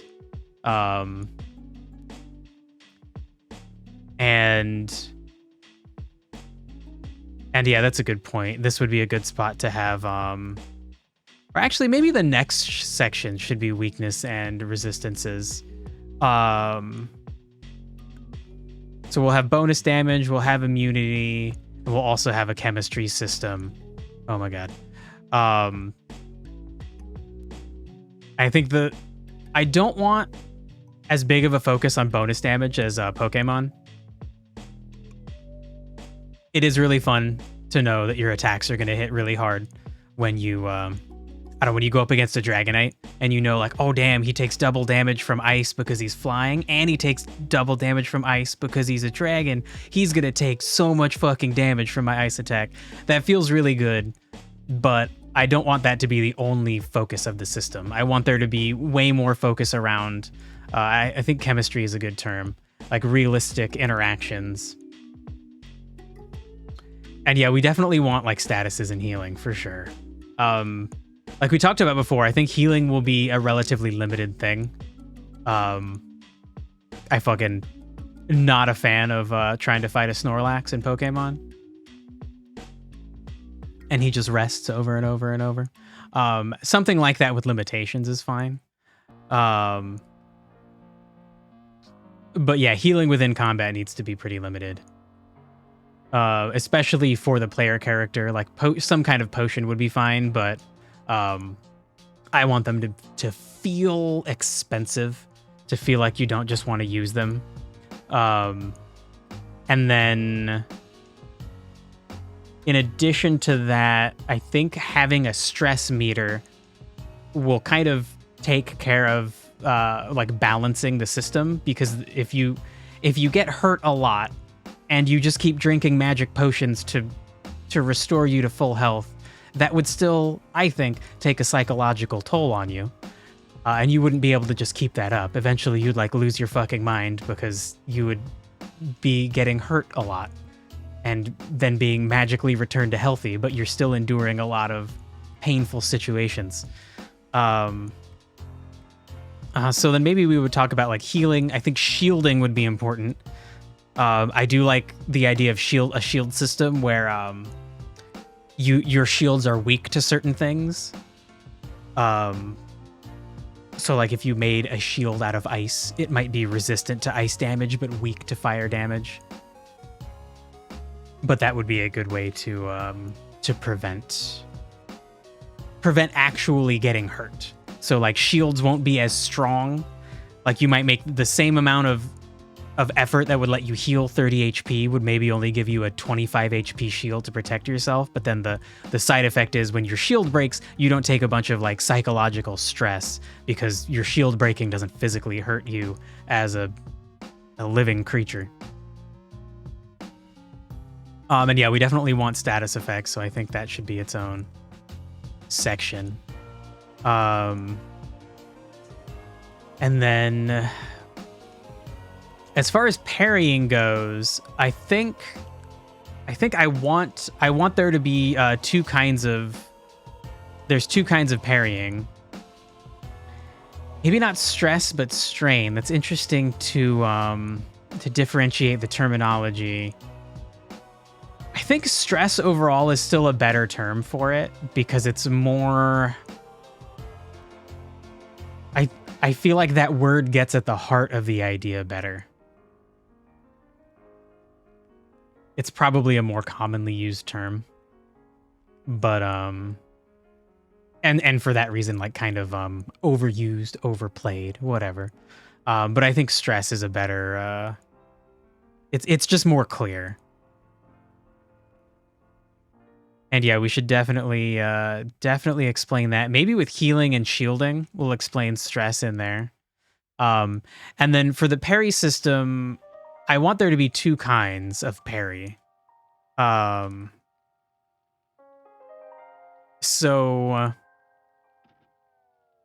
the non-active parrying would just be like an ability you might be able to use that would make you like ready to deflect an opponent's attack if you succeed. Baldur's Gate has something like this where it essentially you reduce damage. And that would just be something you would just put onto your character. Like it would be like a spell you would cast or like a potion that might make you highly alert. Ooh, also we probably need to do like potions versus elixirs. Oh my god, I can't spell. We want to talk about buffs in general. I think I'll reorganize this over time as we actually get the flow going. Because the idea will be someone is explaining all of this to you as you train and fight. And I think I want to change the order for this because I want to. So non-active parrying, just a spell or ability. And then we want in here active parrying, which are timed button presses. I really enjoy combat systems that have timed button presses. I will 100% have an option to take out timed button presses, and an option to make them matter even more. I think Sea of Stars is a good example of this. And yeah, Dirk Lover, they're probably just more, it's more like they're like reactions in general. So maybe we should just call them reactions. And not even worry about differentiating between active and non-active parrying. Because I want it to be that you can block as well as attack. That you can time a button press during an attack for a bonus. You can time a button press during a block for a bonus. And yeah, I do want to have something like where the where you can choose a kind of reaction. So there'll be timed button presses. Oh my god, I can't type. They reduce negatives, increase positives, and can have a bonus effect from player equipment or build. So the idea would be you could change it so that you could add on to what happens when you time a reaction. Like maybe you get a small heal, or you get a small shield, or you get an attack bonus. Like you get pissed off if every time you get attacked and you successfully deflect it. Something like that. And actually, I think we'll just call these like timed reactions. Trying to shorten this. Bonus effect from player build, I think is good enough to let me know what we're talking about. And so I think we should also explain. I think I'm going to call Sea of Stars has an artifact system, which are just like small optional changes to combat. Actually, there's just small optional changes to the game as a whole, I think.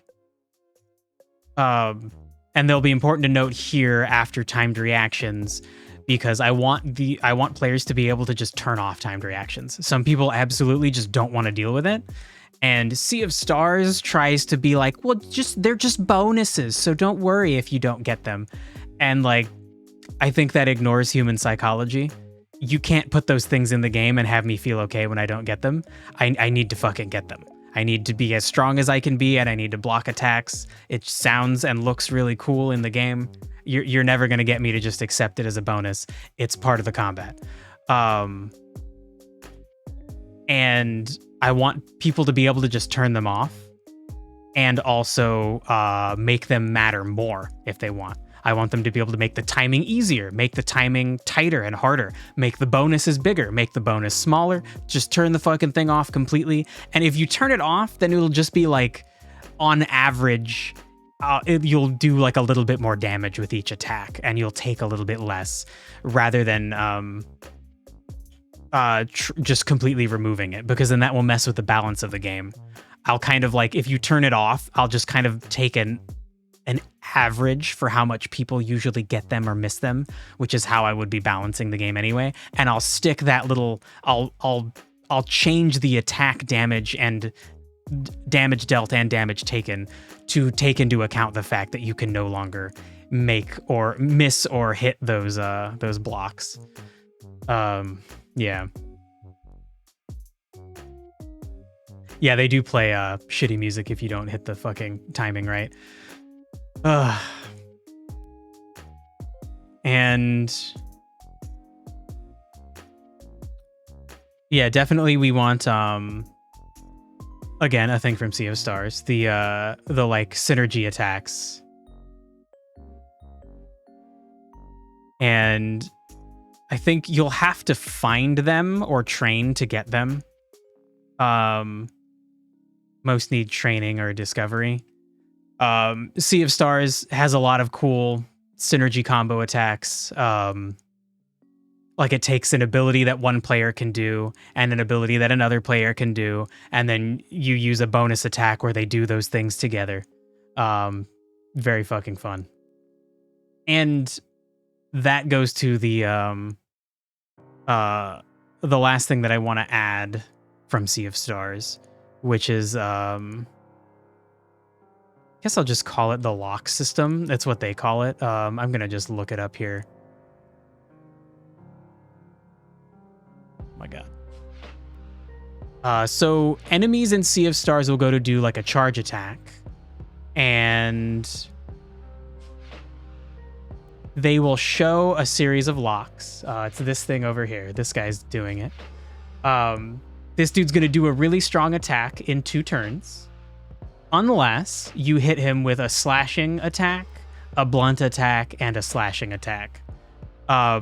Every character's attacks have different attributes. So like, oh my god, Zale does slash attacks, and both Garl down here and oh my god, I can't even remember the main character, the character I chose as the main character. Fuck. Well, okay, this lady, they both do blunt attacks. Oh my god. What the fuck is her name? It's Zale and who? Valier. Oh my god. Fucking shoot me. That story ended up disappointing me, so I don't look back on it fondly. The buildup was great. Okay. So I want something like that because I think the lock system is really cool.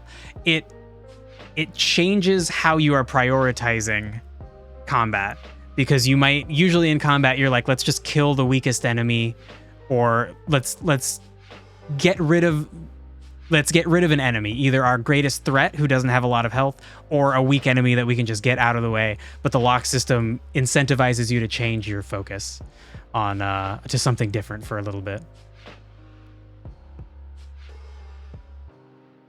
Oh my god, a boss fight that opens a small window on the screen that blocks part of the screen. Oh my god. No, Dirk Lover. Okay. If we found a funny way to do it, if there was like part of the idea of this game is going to be like a theme within the game is going to be that like lots of people are like dreaming and that they can't wake up to the realities of the world, and that those that do have negative consequences. And so then the idea, some of the game is going to be about going into people's like alternate reality dreams and trying to solve, or at least make them see what their problems are, and help them work through them in fun metaphorical ways that end up being like you fighting things. But yeah, if there was a way to have a character's dream have something like that in it, like contextually it would make sense, that would be really funny. Like there's like there's an old website that was called like funnywebsite.com, and it had all sorts of stupid things, and one of them was like a fake virus thing that would pop up, and you would click it to dismiss it, and then more of them would pop up, and then you'd click those to dismiss those, and even more would pop up. Like the whole thing is just that joke. Something like that could be pretty funny. So contextually, yeah, we could totally do that. But only if we find the right moment. Okay, so we want to have a lock system. So enemies do charge attacks. that can be stopped with specific attacks from player.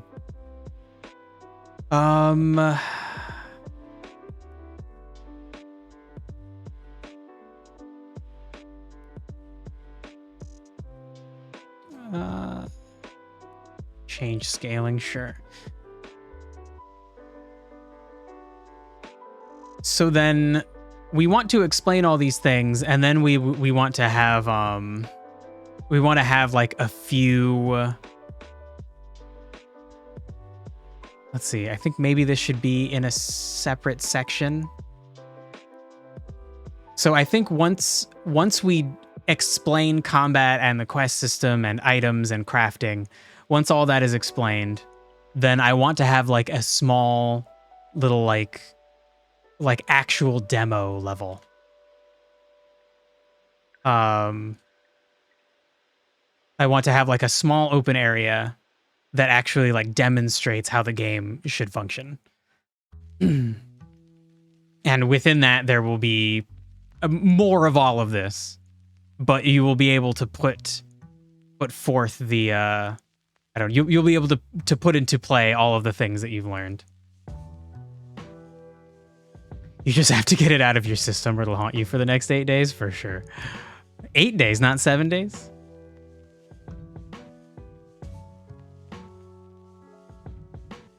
Lock is explanation, anticipation, and focus redirection. Is that from Oh my god, that sounds like a description of something from Book of Hours.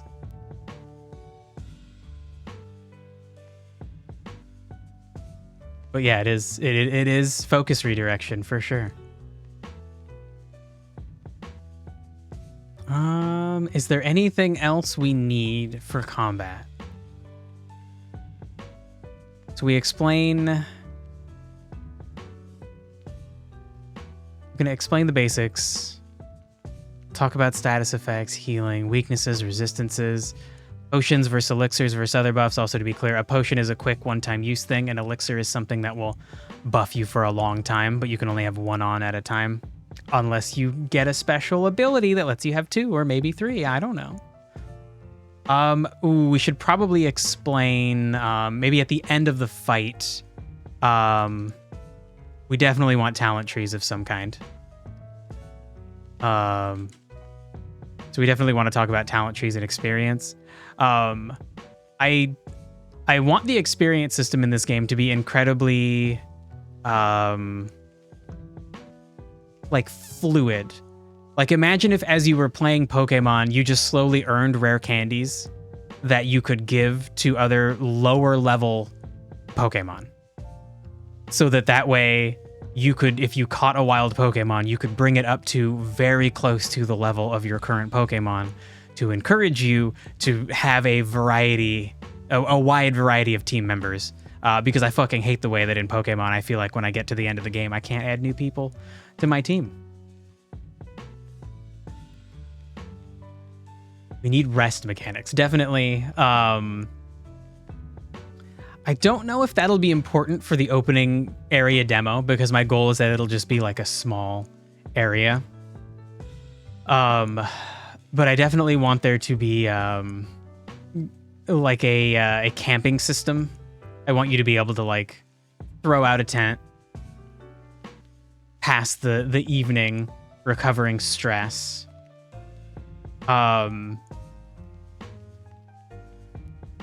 Ooh, time flow. So time flow is interesting. That I'm still not sure about. What I'm thinking of doing is like for sure there will be a day-night cycle. And I'm not sure. So there are 3 things that I would like to do. One of them is to have puzzles based on the day-night cycle. But then in addition to that, I kind of want there to be there's 2 Zelda games, Oracle of Ages and Oracle of Seasons, where you solve puzzles based around changing past and future in Oracle of Ages. hence the name. And then in Oracle of Seasons, you change the seasons, like between winter or summer, things are frozen or they're not. I kind of want the player character, to be able to manipulate those things to solve puzzles, but I don't know if that's going to be too big of a scale to shoot for this first game. And maybe that'll be something that's in the second or third game that I make in this series. And I think that also goes along with like festivals and other like time-based things.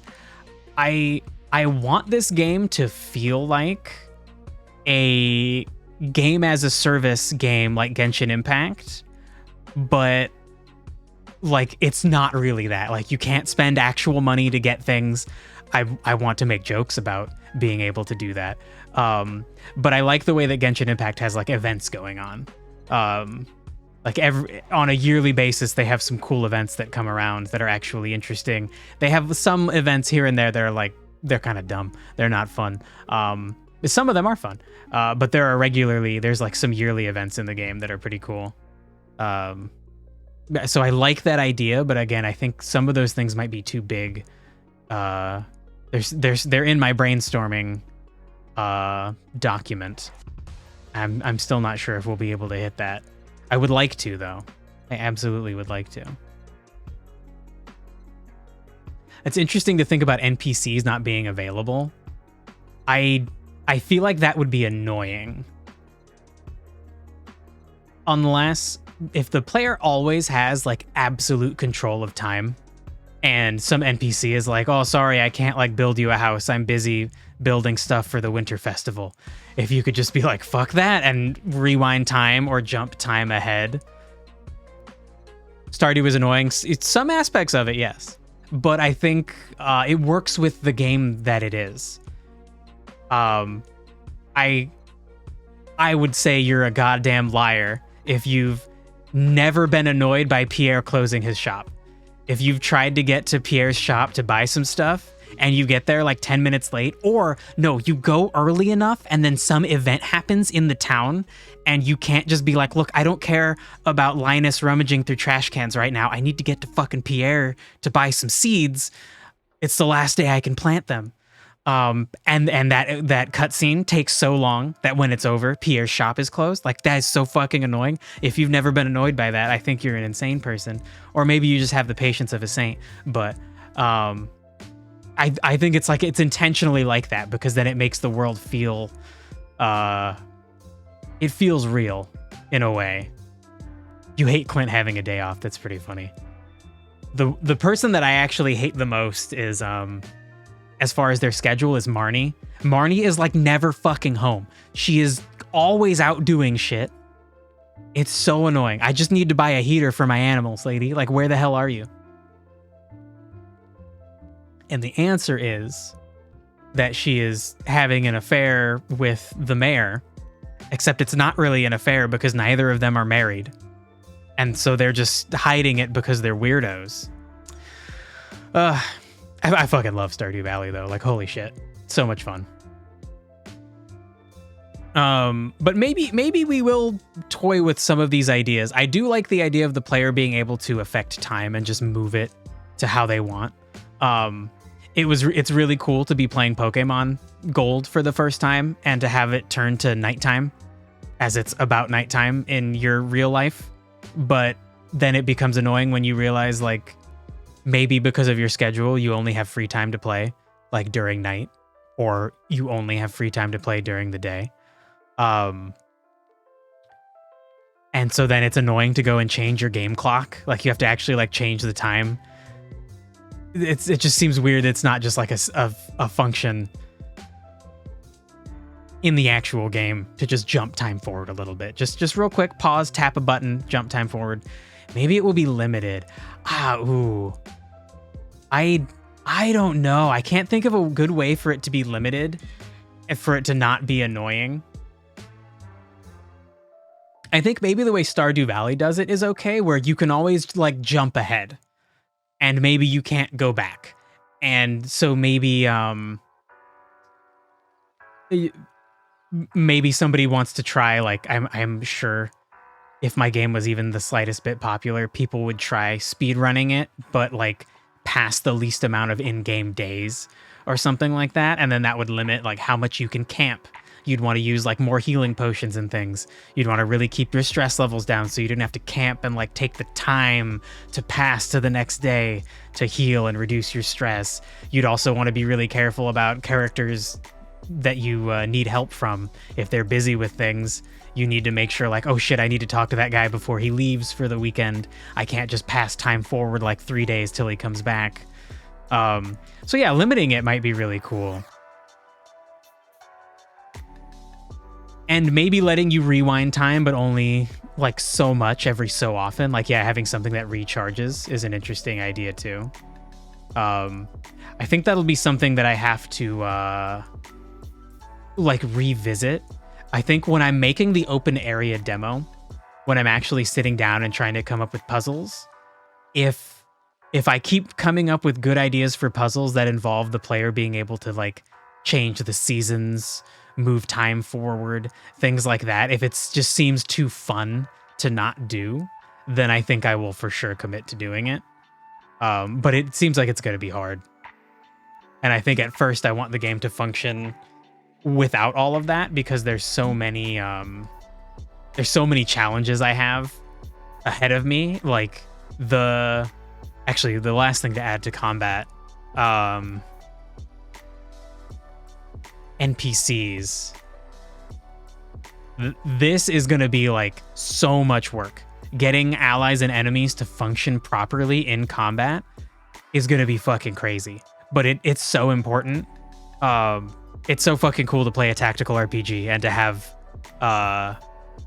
like a battle where you have your team and then some enemies and maybe another group of people who are like neutral to you, but they also hate the opponents. So like, as long as you don't hurt them, they're like, hell yeah, dude, let's work together. Like that shit's fucking cool. And I need that to function well. That's like so important. And it's going to be so hard for me to code that, to just figure out the kinds of logic that I should use to have an enemy act at the appropriate level of intelligence and aggressiveness and cautiousness that I want them to act. I'm thinking of tying it all to like personality levels so that I can eventually just make up an enemy and be like, okay, this enemy is like 6 out of 10 smart, and he's like 9 out of 10 like cautious. Or he's 1 out of 10 cautious. So they'll be very smart, but they'll also be very like, they'll really fucking like go for a kill if they can. I think that might be a cool way to do it, but it might not work out because again, I know nothing about programming this.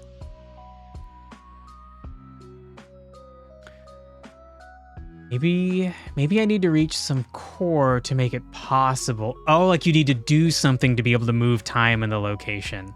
That's a cool idea. I definitely like the idea of you being able to slowly explore the map, but if you want to, just buy a map of the region. But that's an interesting idea to limit your ability to move time.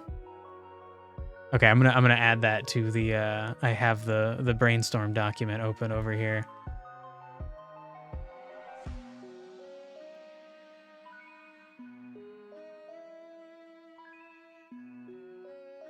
Yeah, it's a cool idea.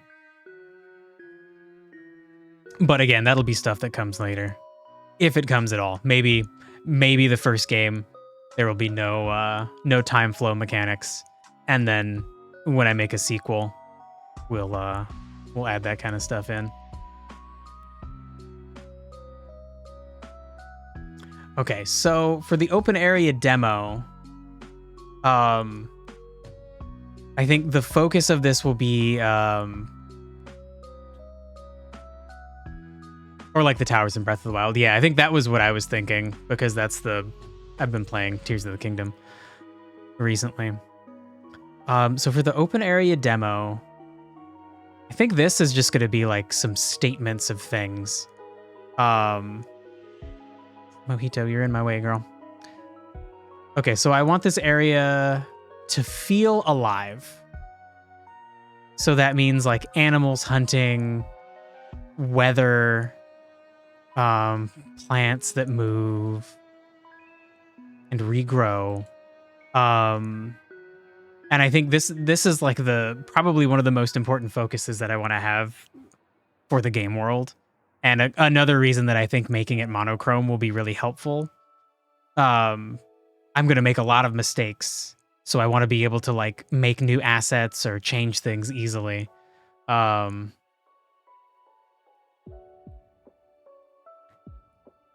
about fours and foxfire?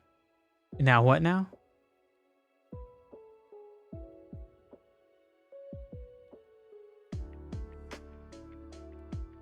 Dirk Glover, please restate your statement.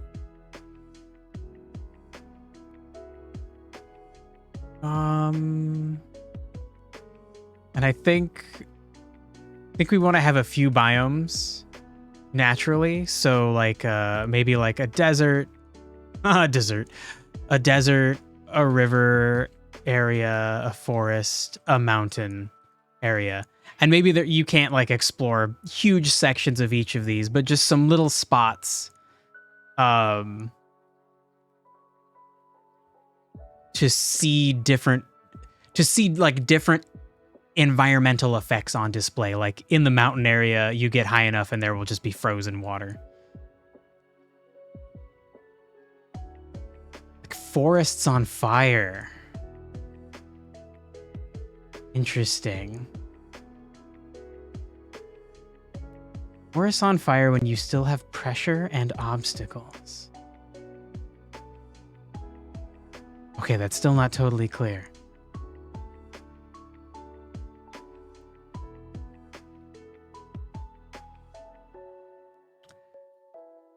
That sounds like a cool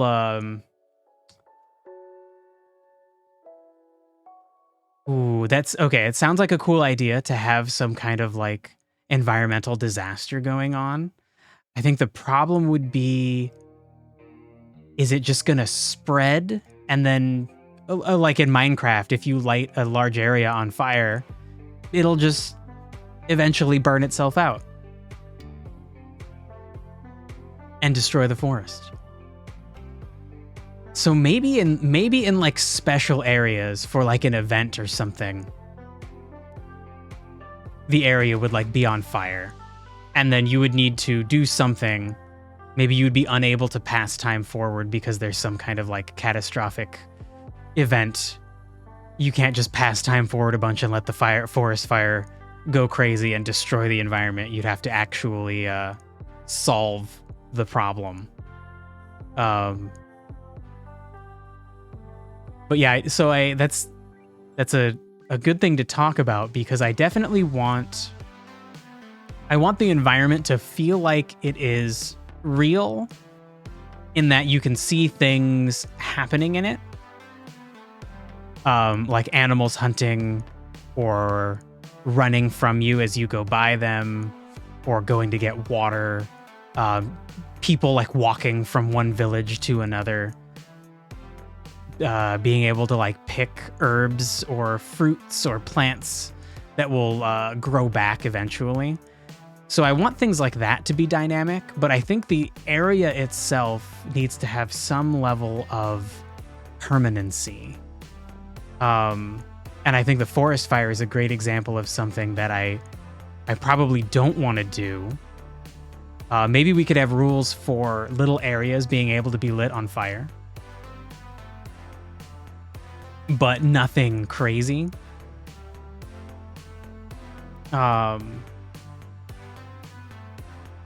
Because I don't want the environment to just like change.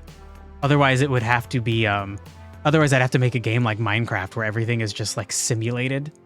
And my goal is to simulate just a few things to make the world seem like realistic.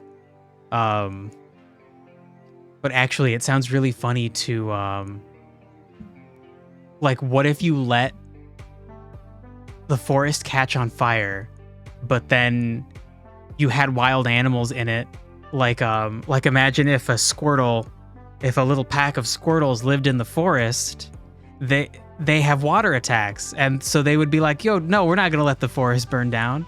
We're going to go get water and we're going to put the forest fire out. Something like that would be really interesting. And then it would be very funny as the player to be able to, you light a bunch of things on fire to get a bunch of Squirtles to come over, and so you can catch them. If there are no consequences, is your choice meaningful at all? Well, so that's an interesting point. I think what I'm trying to get at is I don't want the player to just be able to be like, I'm going to go do something else and then come back and then realize like, oh shit, I let the whole forest burn down and now there's just no forest. And the people in the town who used to cut down wood from the forest, now they have no source of wood. And those cool Sims that I wanted to catch in the forest, they're gone forever. Oops. But I still think that's a good point though. So there needs to be like guardrails, right? And it's like there needs to be guardrails for the player and there need to be guardrails for me because I'm not about to develop an immersive sim game that's like Minecraft that has like crazy amounts of like simulation going on. But yeah, I think maybe burning down part of the forest that could then grow back could be okay. That like essentially there could just be some small contained amount of fluctuation. But also I feel like there might be a way to have like a special instance of the forest that's for whatever quest you're doing. Like Genshin Impact does this where like there's a quest line where your character gets stuck in a cave with a bunch of other characters. But for the sake of being able to play the rest of the game, you can just leave. Even though the story is you're stuck in there. You can leave and go like fight bosses and do some other quests, and then you can go click on the quest and be like, okay, I'd like to go back to being stuck in the cave again. And the game will load you back into that special version of the cave where everybody along with you are stuck inside. So it's like a weird little like time capsule of a story. We could do something like that. And if I wanted to for the story, if I wanted the players to be able to choose to let the forest burn down, then like that's fine. But what we don't want is unintentional, I'm going to go do something else as the player and then come back and like, oops, I made a choice without even realizing I was making a choice. And I think we've kind of touched on this idea that I've been thinking about, which is it would be letting part of the forest burn down would be really interesting to just have happen naturally.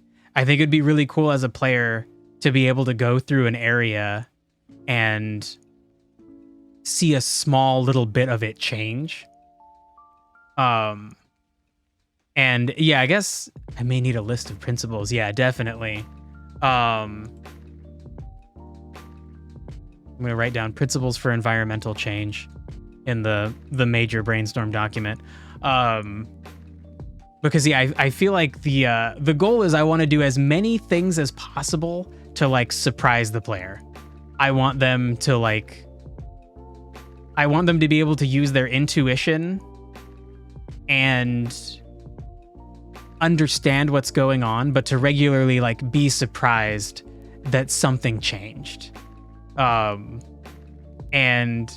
I think a lot of that will be achievable by using like simulation, like a simulation approach, like plants that just try to grow in areas where they're allowed to grow, and then fire that can just occur, like if there's a Vulpix running through the forest hunting a Rattata with flamethrower, maybe it hasn't rained for a while and the forest is dry, and the Vulpix causes a little forest fire. I have smaller lists, but general is the main one. Yeah, I think this is something I need to I need to visit this later once I actually am designing the area, or once I'm designing the first one, in this case, the demo area, because I don't know how much effort it's going to take for each of these things. And I know that like the most important things to me are going to be the things that involve the Sims, the creatures that you interact with. And yeah, I did already write down limit player punishment, because that is especially important. I wrote principles for environmental change and then wrote limit player punishment. But yeah, I think I'm gonna have to like revisit this idea as I'm designing the open area. Because like I was saying, the things that I want at the top of the list are things that involve the Sims, the creatures you're going to interact with. I want you to be able to walk down a road, a path from one area to the next, and actually see the Sims like interacting with the environment, like eating berries and hunting each other. And then I want you, the player, to be able to either just watch and like be like, okay, well, I got a thing to do. I'm heading up to the mountain. I'm just gonna walk by and watch as those silly little rattata eat berries and the Pidgeys try to eat them. But then I also want the player to be able to like get involved. Like if the player goes and tries to catch the Pidgey, then the rattata is gonna be like, oh sweet, I can run away. Great, I'm gonna get out of here and go eat berries somewhere else.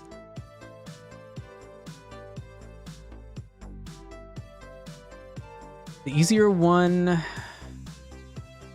easier part may be an inventory. What does that mean?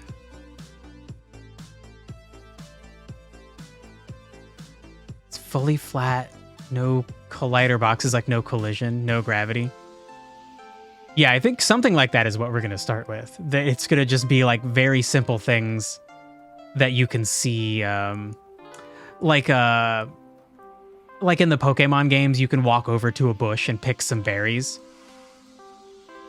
I think what I'm going to design first will be like, oh, those berries that you can pick. Well, you could also see a cute little like rattata sprite, like kind of moving forward and backwards at the berry bush, and the little like the bush's sprite would slowly change and it would lose berries because the rattata is like eating the berries off of it.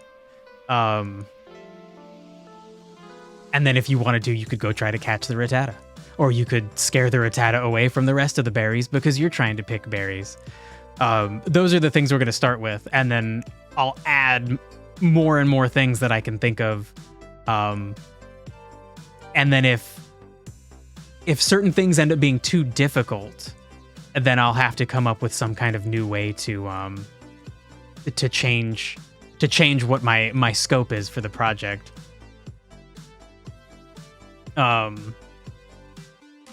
It's a way to go. It is indeed. Because I think there are some specific things that I really want. I think maybe after we do this open area demo, we should do the Moscow thing. To figure out the things that I absolutely want. But yeah, the like very specific interaction directly with the animals in the environment is, I think, the most important thing. And it would be really cool if I could, like what I want to do is I want to continue that rattata example even further and say like, you were hoping I'd remember. I did. I wrote it down. I'm an old man. I will remember things if I write them down. So I just write them down. To extend that rattata example, what I would really like to do is I want to decide where berry bushes will grow based on like the idea that like, okay, the rattata eats those berries. So then like at some point that rattata is going to like poop and seeds will be in the rattata and come out. Like that's how nature works. So like I'm probably not going to animate that. We're probably not going to show that, but we will spawn new bushes based on where the rattata go. Like maybe they have a den. So like between where the bushes are now and where the Rattata's den is, there will be a chance to like spawn berry bushes between there. It's something like that. I want to like simply automate a bunch of things like that, where the end result is that a player can walk through an area and be like, oh, holy shit, there's like, why there's so many bushes here right now. Like, okay, I guess it's because it's the right time of the year and the Rattata have been spreading the berry seeds and they grew in a sensible place. Because then that way the player can like use their knowledge of the world. Like if they need to pick a bunch of that kind of berry, they can remember, or they can look into their like codex where we'll have it written down. Like if they study the berry plants enough, they'll have notes about like, oh, these berry plants are like, there's tons of them in the middle of summer. So then they'll realize like, okay, and Rattata spread their seeds. So I should, if I need a bunch of them, I should look somewhere where there are lots of Rattata. I should shift time ahead to the middle of summer and like, oh, holy shit, look at that. There's berry bushes everywhere. Berry plants, oh my God. That would be a very fun like Pokemon. Like his name is Barry, but he's like a bear, but he's also like a berry bush. That's a fun idea. I'm gonna write that down. That's a silly idea. Yeah, we're gonna have to have a few streams where we're just like making up Sims, which will that'll definitely be part of this open area. I need to have like probably like 5 or 6 per area that all like interact with each other in some kind of like life cycle web thing. I don't necessarily want them all to just be hunting each other, but I think that will be a pretty common thing. Like for my whole fucking life, I have wanted to see a remake of Pokemon Red where you leave the first town and you see like Pidgeys flying around, you see Rattatas like doing stuff, running around, fighting, playing, eating berries. You see Pidgeys like trying to hunt them. I just want to fucking see it. I want to feel like the world is real, man. Well, we have town sims. I think so. There's a certain term. There is a term. Oh my God. It might be like synerbic. Yeah. Animals that are synerbic. I guess I should just type it in here so you can read it. Synerbic. There we go. Synerbic is a term for animals that live predominantly within an urban ecosystem. They are like synergistic with an urban environment. I definitely want animals like that. Like how could we not have some kind of cute raccoon animal, right? Like shit. Raccoons are so cute. Dang. We need to have some kind of raccoon sim. And I think the most interesting thing about creating sims for a specific environment will be how they use their abilities. Like Rattata and Pidgey are kind of boring.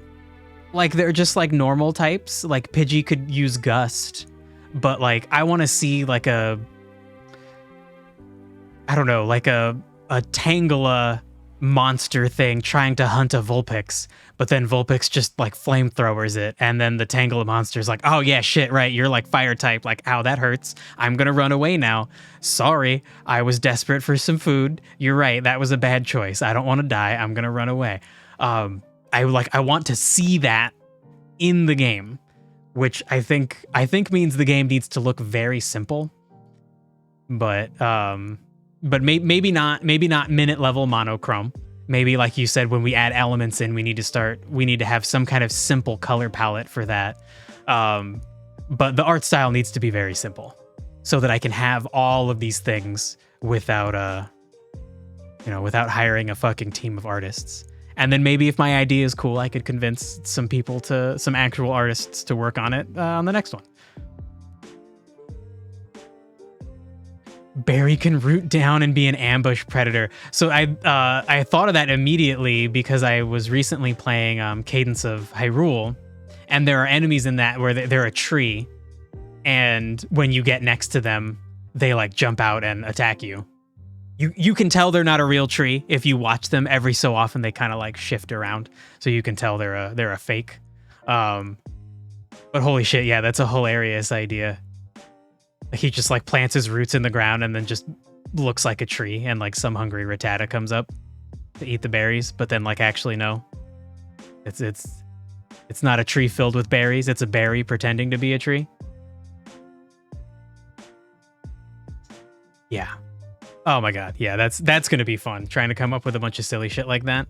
We'll try to come up with a few per biome, and then. So then I guess what I should say is we need some sims for each biome. We also need puzzles for each biome. And we need combat challenges for each biome. I want this to be like the kind of demo where your rewards are going to transfer over to the actual game.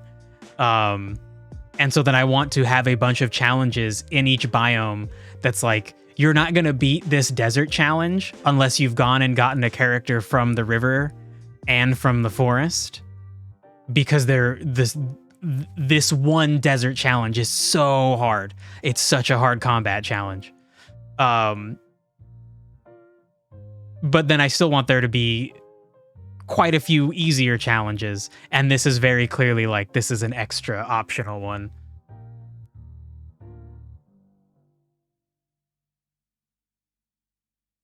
You can hibernate as long as the sun is up.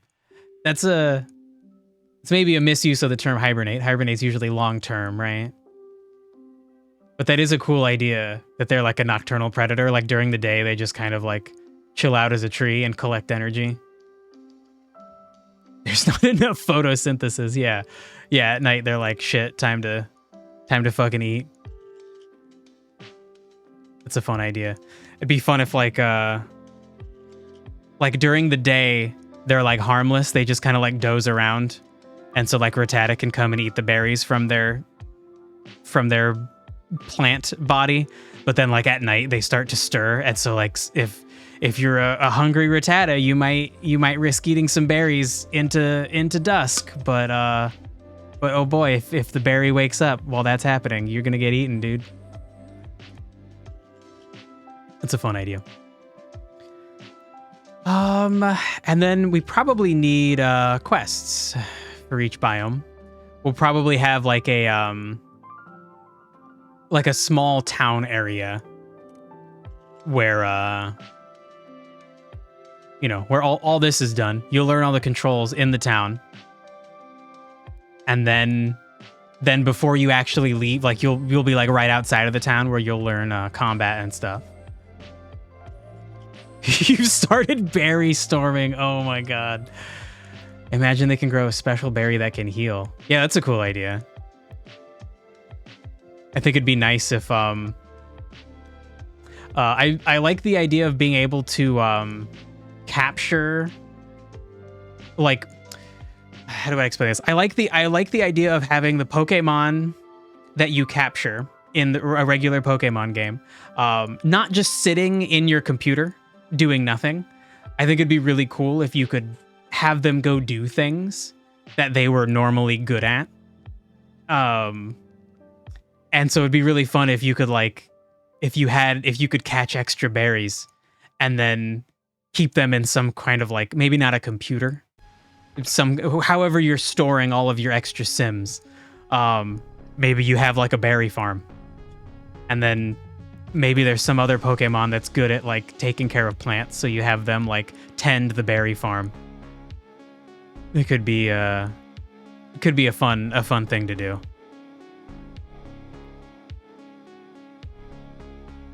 But yeah, exactly. Like have some of them actually just produce resources.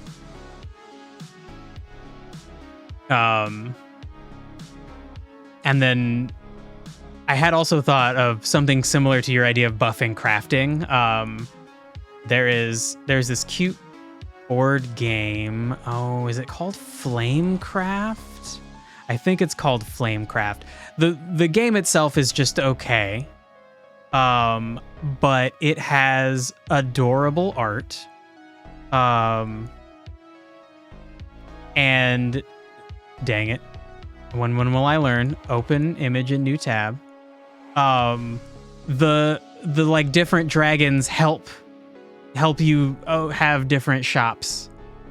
And there are some cute pictures like the ones that are like blacksmiths, like breathing fire to heat up the furnace. There we go. The furnace.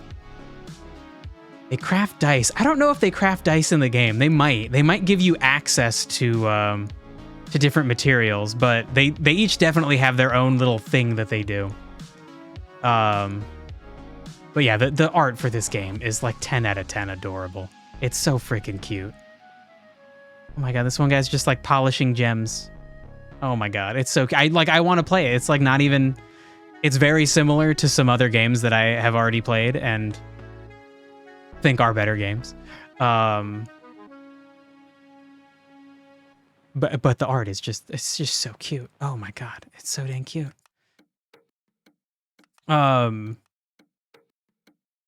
yeah, I think what I want to do is go back to the top, and I think we probably need to explain all of the different systems. And so like that is essentially this area. So I think I need like a subheading here. Let's just copy combat. So we'll just call this section like in town. And so you'll learn all the basic controls and then some like very simple quests. But before the quests,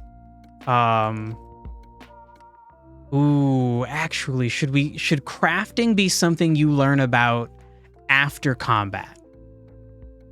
Like, I feel like the right flow would be like you learn the controls,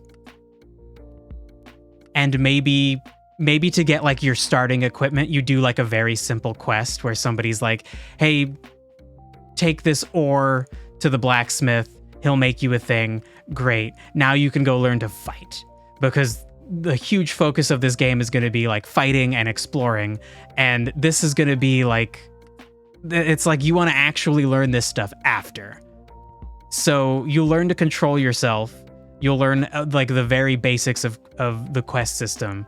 And then the reason is the fight.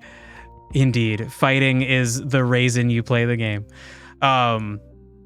Then you'll just go and learn combat. And maybe the first quest you do, it'll be like the person showing you around town being like, yeah, here's some like supplies, including some ore. Go take that ore to the blacksmith and he'll make you some gear. And then the blacksmith will be like, hey, if you wanna learn to craft, like come back to me once you've learned the basics of combat. And so then, clicked off. Okay. Then once you go and learn all of the combat basics, and honestly, this is probably going to be split up between like 4 different battles, just learning all of these basic things. You'll learn the basics of combat,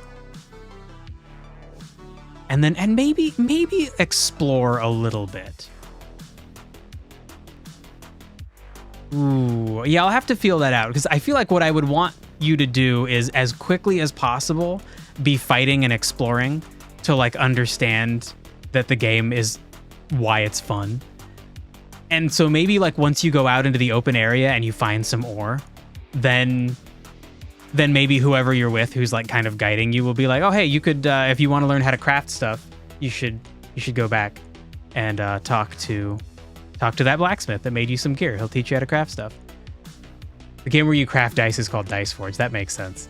I've seen that game. I've never been like enticed to play it. The actual dice you make they like don't look that cool.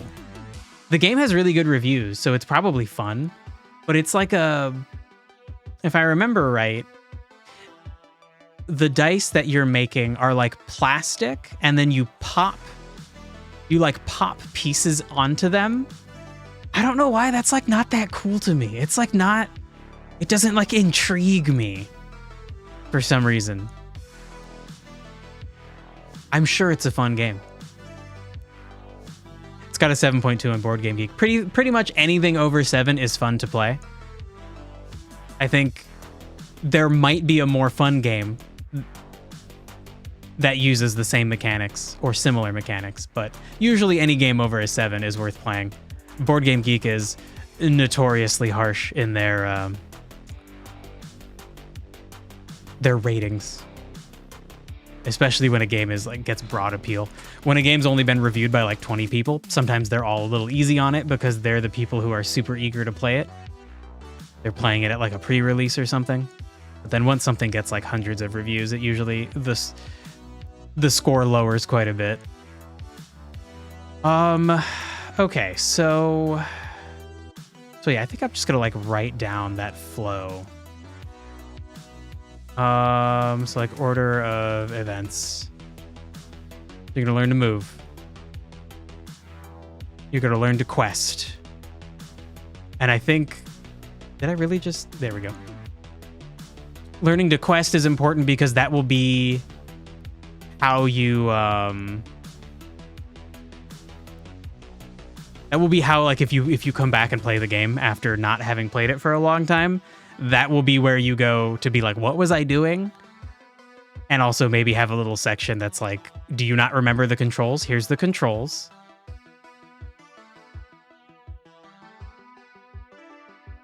Learn to interact. I think that will be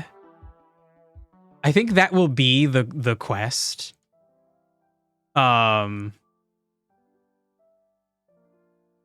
Take this ore to get your gear made. I think the quest itself will be like, you have to interact with the person that you're taking your stuff, your ore to have it be made into armor and weapons for you. And so that will kind of, it will force you to learn to interact as part of it. And so then at that point, you will understand how to move. You'll understand the HUD. You will have passed a very basic quest. And then you'll get a quest to go learn combat. And maybe we should do like, you should learn like the basics of combat. And it'll be like 2 or 3 fights, maybe more. I want it to have a very nice flow to it. I hate tutorials that try to teach you too much too quickly when you feel like you're reading like a paragraph of information. Like I want a fight to be like here's how you attack. Go attack those guys. Okay, cool. You defeated them. Great. Okay, now the next fight, time to learn about the fact that you have a sword, and your sword, you can stab with it or you can slash with it. Now go fight these guys, and one of them is weak to stabbing damage and the other's weak to slashing damage. Hey, all right. I want each fight to kind of build upon itself like that, like just very, very minimal things that you learn as you're just like flowing through learning the combat. And then after that, after you learn to combat, it'll be like, then you'll learn to explore, which is like, I'll just put it in parentheses. Exploring is combat and puzzles and, I don't know, like navigating the world.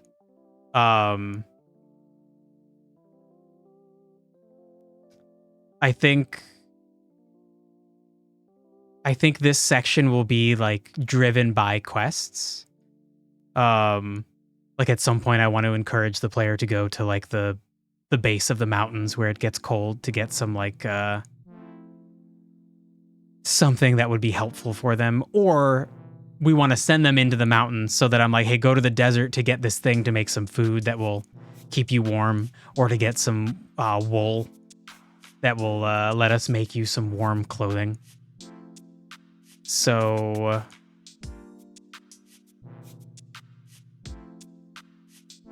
I want quests with multiple endings. So get warm weather gear or food. And then finally after that, you'll learn to craft, which I think would be a good way to bring it back to crafting, is like, hey, you went and got the materials to make your warm weather gear or food or both, and then you can learn to craft them. We've talked art, but we haven't talked sounds and music. Yeah, I think obviously both of those things are important, but I think they're all gonna have to be like it's gonna be like baby steps, right? Like we'll get this part done, and then maybe come up with like some like menu noises and things, and then move on to combat, and then I'm gonna be in the weeds for like a month getting combat programming to work right. So maybe I'll need some breaks here and there to make sound effects and art too. But yeah, and then for as far as music goes, if I can find some cool free music tracks, I'll just use them. But you know, maybe we make our own music. There are a lot of assets on free game art and itch. Yeah, I know free game art, and I've seen some people on the pixel art subreddit link to their free stuff on itch.io. And yeah, we could definitely use those for placeholders. But I do like the idea of leaning into a very simple art style so that we can kind of make our own stuff that all looks like it fits together. Plus I like doing pixel art. I'm just fucking really bad at it, so it's hard as an adult to force myself to spend the time to do it. But I think making something simple and monochrome like this for a lot of the assets will give me that kick that I need, because really we're just trying to make things that look like things. I'm good. Oh, no. I haven't spent enough time doing it to be good at it, and that's understandable. But it's really funny for like the emotes that I've made. Somebody who is good at pixel art could have made an emote that looks better than mine in so much shorter of a time. Crazy Pants and I have both like sat down on weekends and like spent a few hours making art, and it's so funny to know how you want it to look, and to like not be able to get it to look like that. Like you zoom in and you like erase something and change the color, and zoom out and it still doesn't look right. You can zoom in again, erase some stuff, change it, zoom out, like nope, doesn't look right. And like 5 tries later, it like finally kind of looks like what you want. Can you share yours? Yeah, sure. Just no creepy like suspicious links to like weird image hosting sites. The link to something like Imgur or itch.io, stuff that is reputable.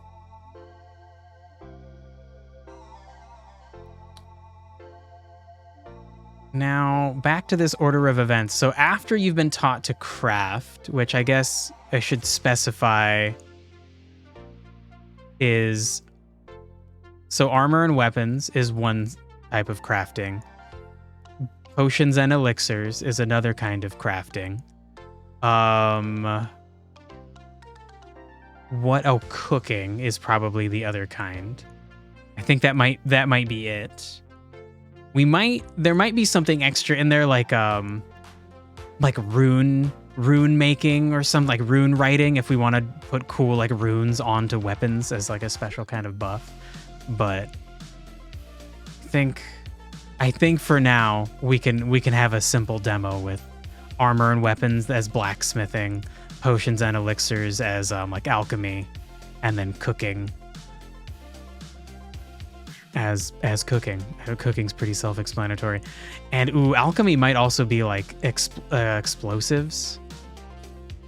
But maybe, ooh, dude, maybe we need another one. Maybe we need like engineering. Shit. Okay. Rune making, engineering with question marks. Probably not for the demo, but always good to think about the extra crafting systems we might want. And then once you've learned to craft, then what you would do is you would have some like final challenges / quests. Oh my god, can't type. So like maybe each area has like a little dungeon that demands mastery to complete. And say that demands mastery. And so then maybe at this point it's like really clear, like, okay, you've done enough, you've completed the demo, you've passed, you'll get some extra bonus stuff in the game if you start, if you buy the game and play it. But there's still extra stuff to do. Some fun little challenges that will demonstrate your mastery of these combat systems, of the crafting systems. Maybe you'll have to go collect some extra ore. You'll have to go around and pick some extra berries so you can make a few potions so you're ready to go to defeat the bosses in each of these dungeons. But yeah, I think that's good. And shit, okay, we have like 3 minutes left until I'm gonna switch over. Derek Glover, what happened? I was promised art sharing. Oh, also, if you're on the Discord, you can totally share it there too. We have a channel for that. But yeah, I think this is where we'll wrap up, and then I think next time we start, we're gonna try to make this. So actually, if we want to do movement, I'm gonna either need to look at some placeholder art, or maybe we'll create some art. We have a Discord. What? There is indeed a Discord. This should. There we go. Sweet. You're about to upload? Oh, it wasn't even uploaded. Okay, I was thinking you had like an Instagram or like an Imgur account where you had some stuff already uploaded. Well, shit. Okay. All right, let's hang out and wait for Dirk Lover. Actually, I'm gonna get some water. Be right back.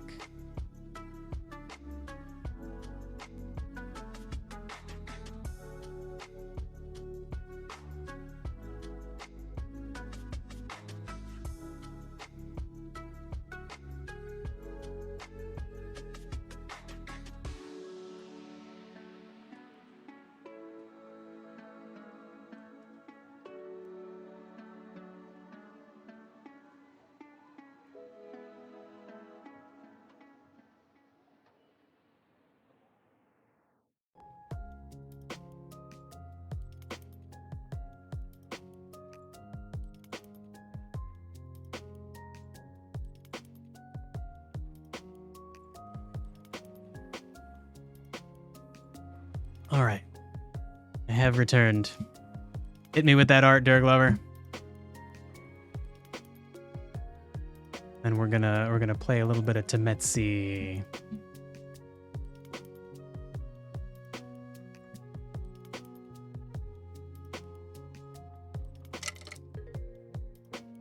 So I am thinking we'll draw our character.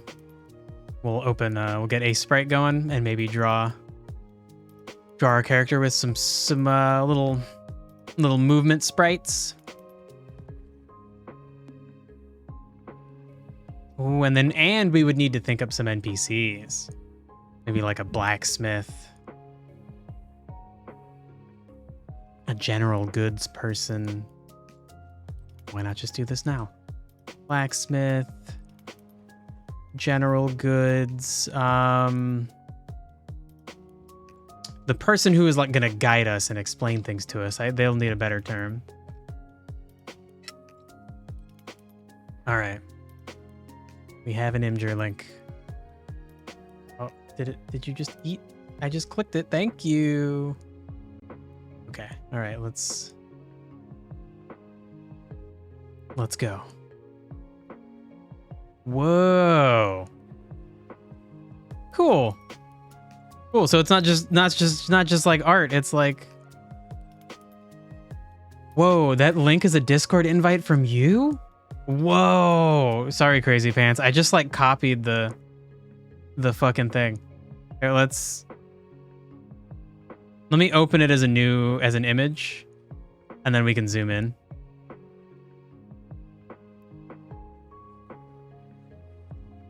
Yeah, the way that web browsers like to display things kind of ruins pixel art. But this stuff is cool. Good shit, Dirk Glover. This wolf face looks freaky. Like, you can see my mouse, right? Yeah, like this one looks like normal creepy. This one is it supposed to have like 3 eyes? It looks like it has 3 eyeballs where it should have 1 eye. It's freaky. Oh, I guess, yeah, it kind of looks like it's got like weird spider eyes. Oh my God, the frog with the squared eyes that look like computer screens. Holy shit, that's cool.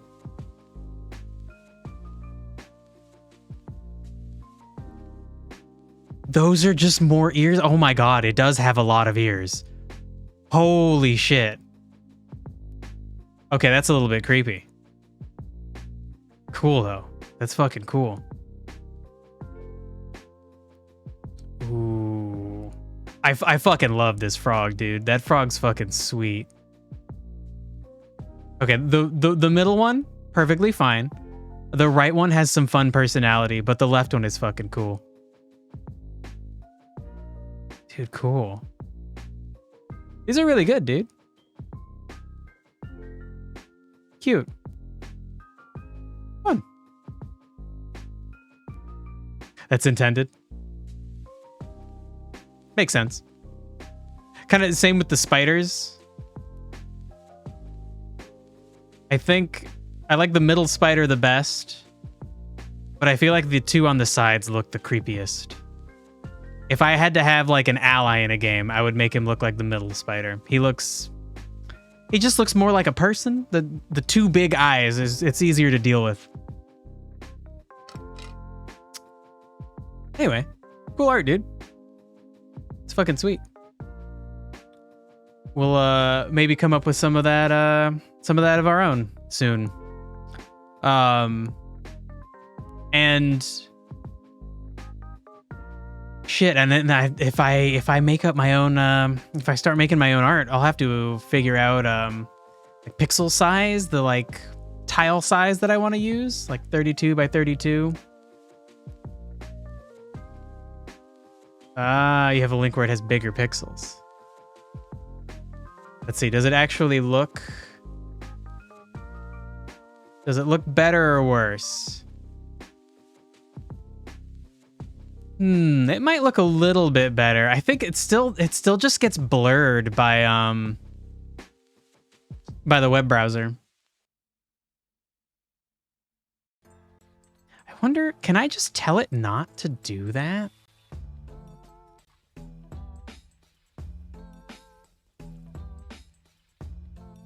How do I stop Firefox from ramming image anti-aliasing down my throat? Sweet. Okay, sure. Oh my God, there's like a... You can change it.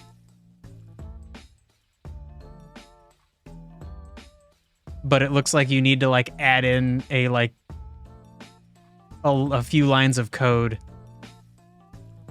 as a user style to change bilinear interpolation into nearest neighbor interpolation. Okay. I think we'll need to, for the future, I'm going to leave this page up. I'm going to try to get that working right because we're going to be looking at a lot of pixel art in the future. So it makes sense to have that work right. So, you know, it's a good thing we came across it now rather than, I don't know, at the beginning of a stream.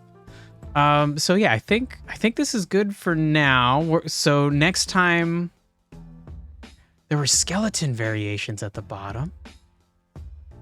Oh, there were. Oh shit. Okay. Let's check them out.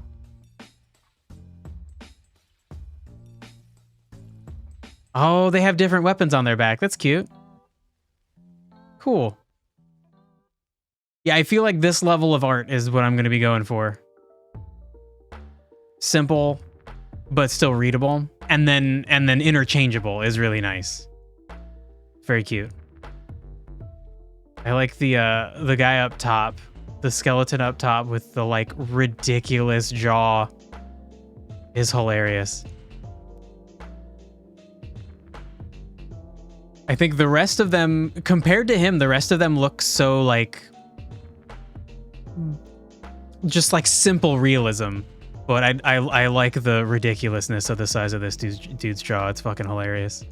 Oh my god, and the frog. The frog is so cool. I fucking love that frog. Does this frog have a name? If this frog doesn't have a name, I think he deserves a name. He's fucking sweet. I like him.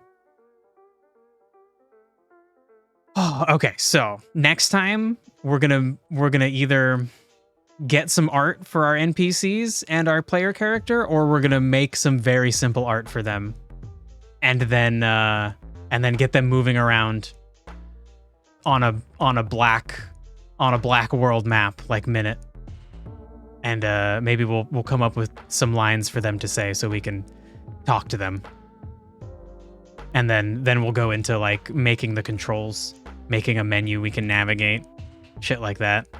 It's gonna be slow going, but you'll give it one. Hell yeah, that guy's really cool. He deserves a name. You tell me next time. Tell me what name you came up with for him. There we go. Oh well, or in the next 2 hours, because we're gonna switch over and stream some Temetsi now. And ooh, actually, I'm gonna take a very short break. Okay, I'm gonna take like a 3-minute break. I kind of have to pee. I want to get a drink. I'll be right back, and then we'll play some Temetsi. This was a lot of fun. Thanks for hanging out, dudes. And I'll see you on the other side.